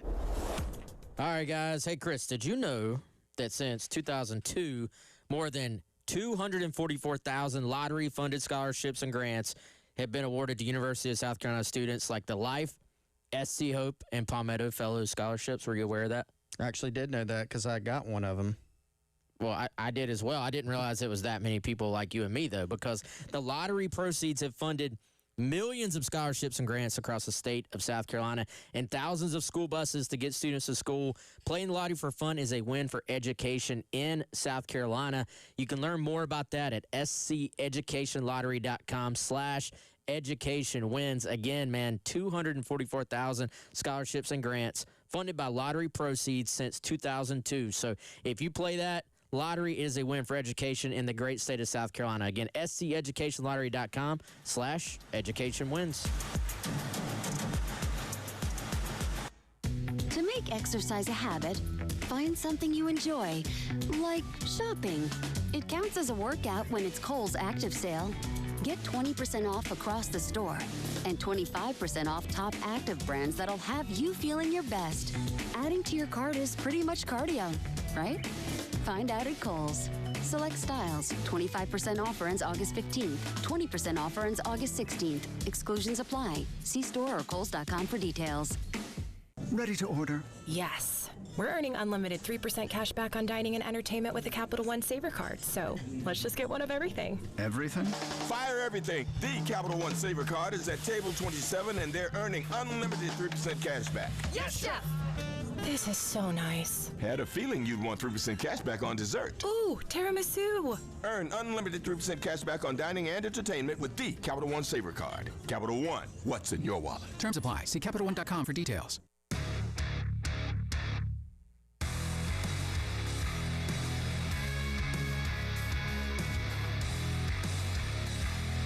The Gamecock Central Takeover Hour with Wes Mitchell, Chris Clark, and Tyler Head on 107.5 The Game, The Game Network, the 107.5 The Game app, and at The Game TV Radio on YouTube. All right, welcome back in. Gamecock Central Takeover Hour. Tyler, Wes, and Chris wrapping up the hour here on your Wednesday on The Game. Quick reminder, the Game Summer Golf Classic coming up Friday, August 28th at Charwood in West Columbia, presented by 107.5 The Game and Lexington County Gamecock Club. They'll be providing their onion sausage for breakfast. The libations bar will be provided by our friends over at Saki's Wine and Spirits, and the golf gun returns as well with proceeds going to Camp Discovery. If you want to take part, it's $440 for a foursome and $110 for a single player. Give Charwood a call at 803-755-2000. Hit the number 2 to sign up for the Game's Summer Golf Classic. All right, we have a ruling from the text line on if West gets the point or not. And the answer is yes. Connor on the text line was the tiebreaker. Wes officially awarded half a point for his answer on 24-day trivia. Your free subscription is on the way in your email. There were a lot of other yeses after that, too. Okay. So you were fortunate. There was one more no, but the yes came in as the 5th text, and that was the tiebreaker. So we will accept that. So Wes is up by a half point. He's up by a half point. 20 flat to 19.5. Whew. Okay. Now, again, Wes could have a bigger lead. I feel like that was a little bit of karma for me. Oh, yeah. Not taking those other points. It's kind of the like the tortoise and the hare thing. where the hare takes the nap halfway through and looks up like, oh, crap, tortoise is going to win the race. So you always got to don't be too cocky about making it easy on people. Okay. Tomorrow, Bruce Ellington trivia. Pretty easy one. Is that what you're going with? Unless there's another 23 you want to suggest. Gerald Kilgore? Gerald G. Kilgore. Rico Dowdle wore it for a little bit, but he finished on 5. So we probably shouldn't. I feel like it's going to be Bruce Ellington.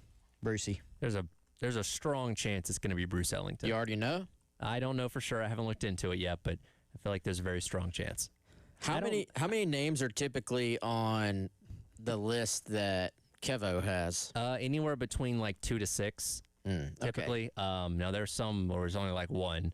There were a few where they had none. So you gotta get more creative with those. But as we're looking ahead into like the 20s and the teens and stuff, there's a lot of names to pick from. Because again, you got a lot of different position groups and stuff like that. So yeah, I think we'll be a little easier finding some picks for these next couple weeks leading up to the start of the season. A lot of Beamer stuff that we'll get back into coming up tomorrow, but we heard from some players yesterday as well, including Nolan Hay, who maybe didn't love the nickname that apparently the offensive line has this year. I would like to say athletic fat guys. I think fat guys isn't very respect for us. I mean, we embrace it, I guess. Sorry, I did not expect that question. But yeah, I would just say athletic fat guys. For context, Never Nervous Hank Purvis last week at Media Days said that the offensive line is referred to as the fat guys, which I get it, makes a lot of sense, but I guess not everybody on the unit is on board with that nickname. So he didn't run that by the guys? He just launched that? I assumed everybody Never knew. Nervous Hank Purvis, too? That is amazing. That comes from Elijah and Preston in the mornings, so I'm not going to take credit for that one, but it is catchy. Let me, before we move completely on, throw a shout out. Guys naming dudes 23. DJ Braswell. You didn't want to go Rashad Amos? Oh, was he 23 as well? Yeah. Oh, man, if you're a running back, do not wear 23. Yeah. DJ had the block that allowed Rattler to throw the touchdown against Kentucky. He did, in 23. DJ was a talented kid. So was Amos. Yeah. He went on to have a 1,000-yard season. I'm just saying, in terms of Gamecock career. Yeah, not the best. Has not worked out. Augustave is 23 right now. He is. You going to tell him to change his number? It might He's a help. big dude. Big dude. He is a big dude. Hey, Nolan Hay. Don't count him out. Watch out. Still a competition. The fat guys. That was such a Hank Purvis thing to the athletic he hard fat launched guys. it. I guess so. By the way, DJ Braswell at Georgia State now. Is he wearing number 23? Number 2, actually. Couldn't wear that here? He was like, I'm not wearing that number anymore. It's cursed for running backs. We didn't do a whole lot last year for Georgia State, so we'll see. God, I was high on that guy. Yeah, I remember Spencer after the game was like he shouted it out. He's like, yeah, DJ won the game for us.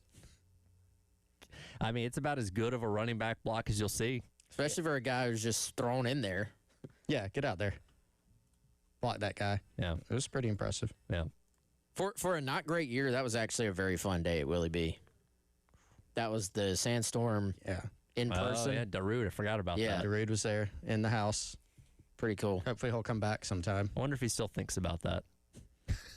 Just wakes up thinking about it. Drug me to this weird stadium, and they were playing football. I don't know what was happening, and there was lights, and they love Sandstorm. I don't know. He looked like he was having a blast. He did. Great time. Hopefully we have more fun nights like that this year at Willie B starting in 24 days. Halftime show up next on your Wednesday on the Game.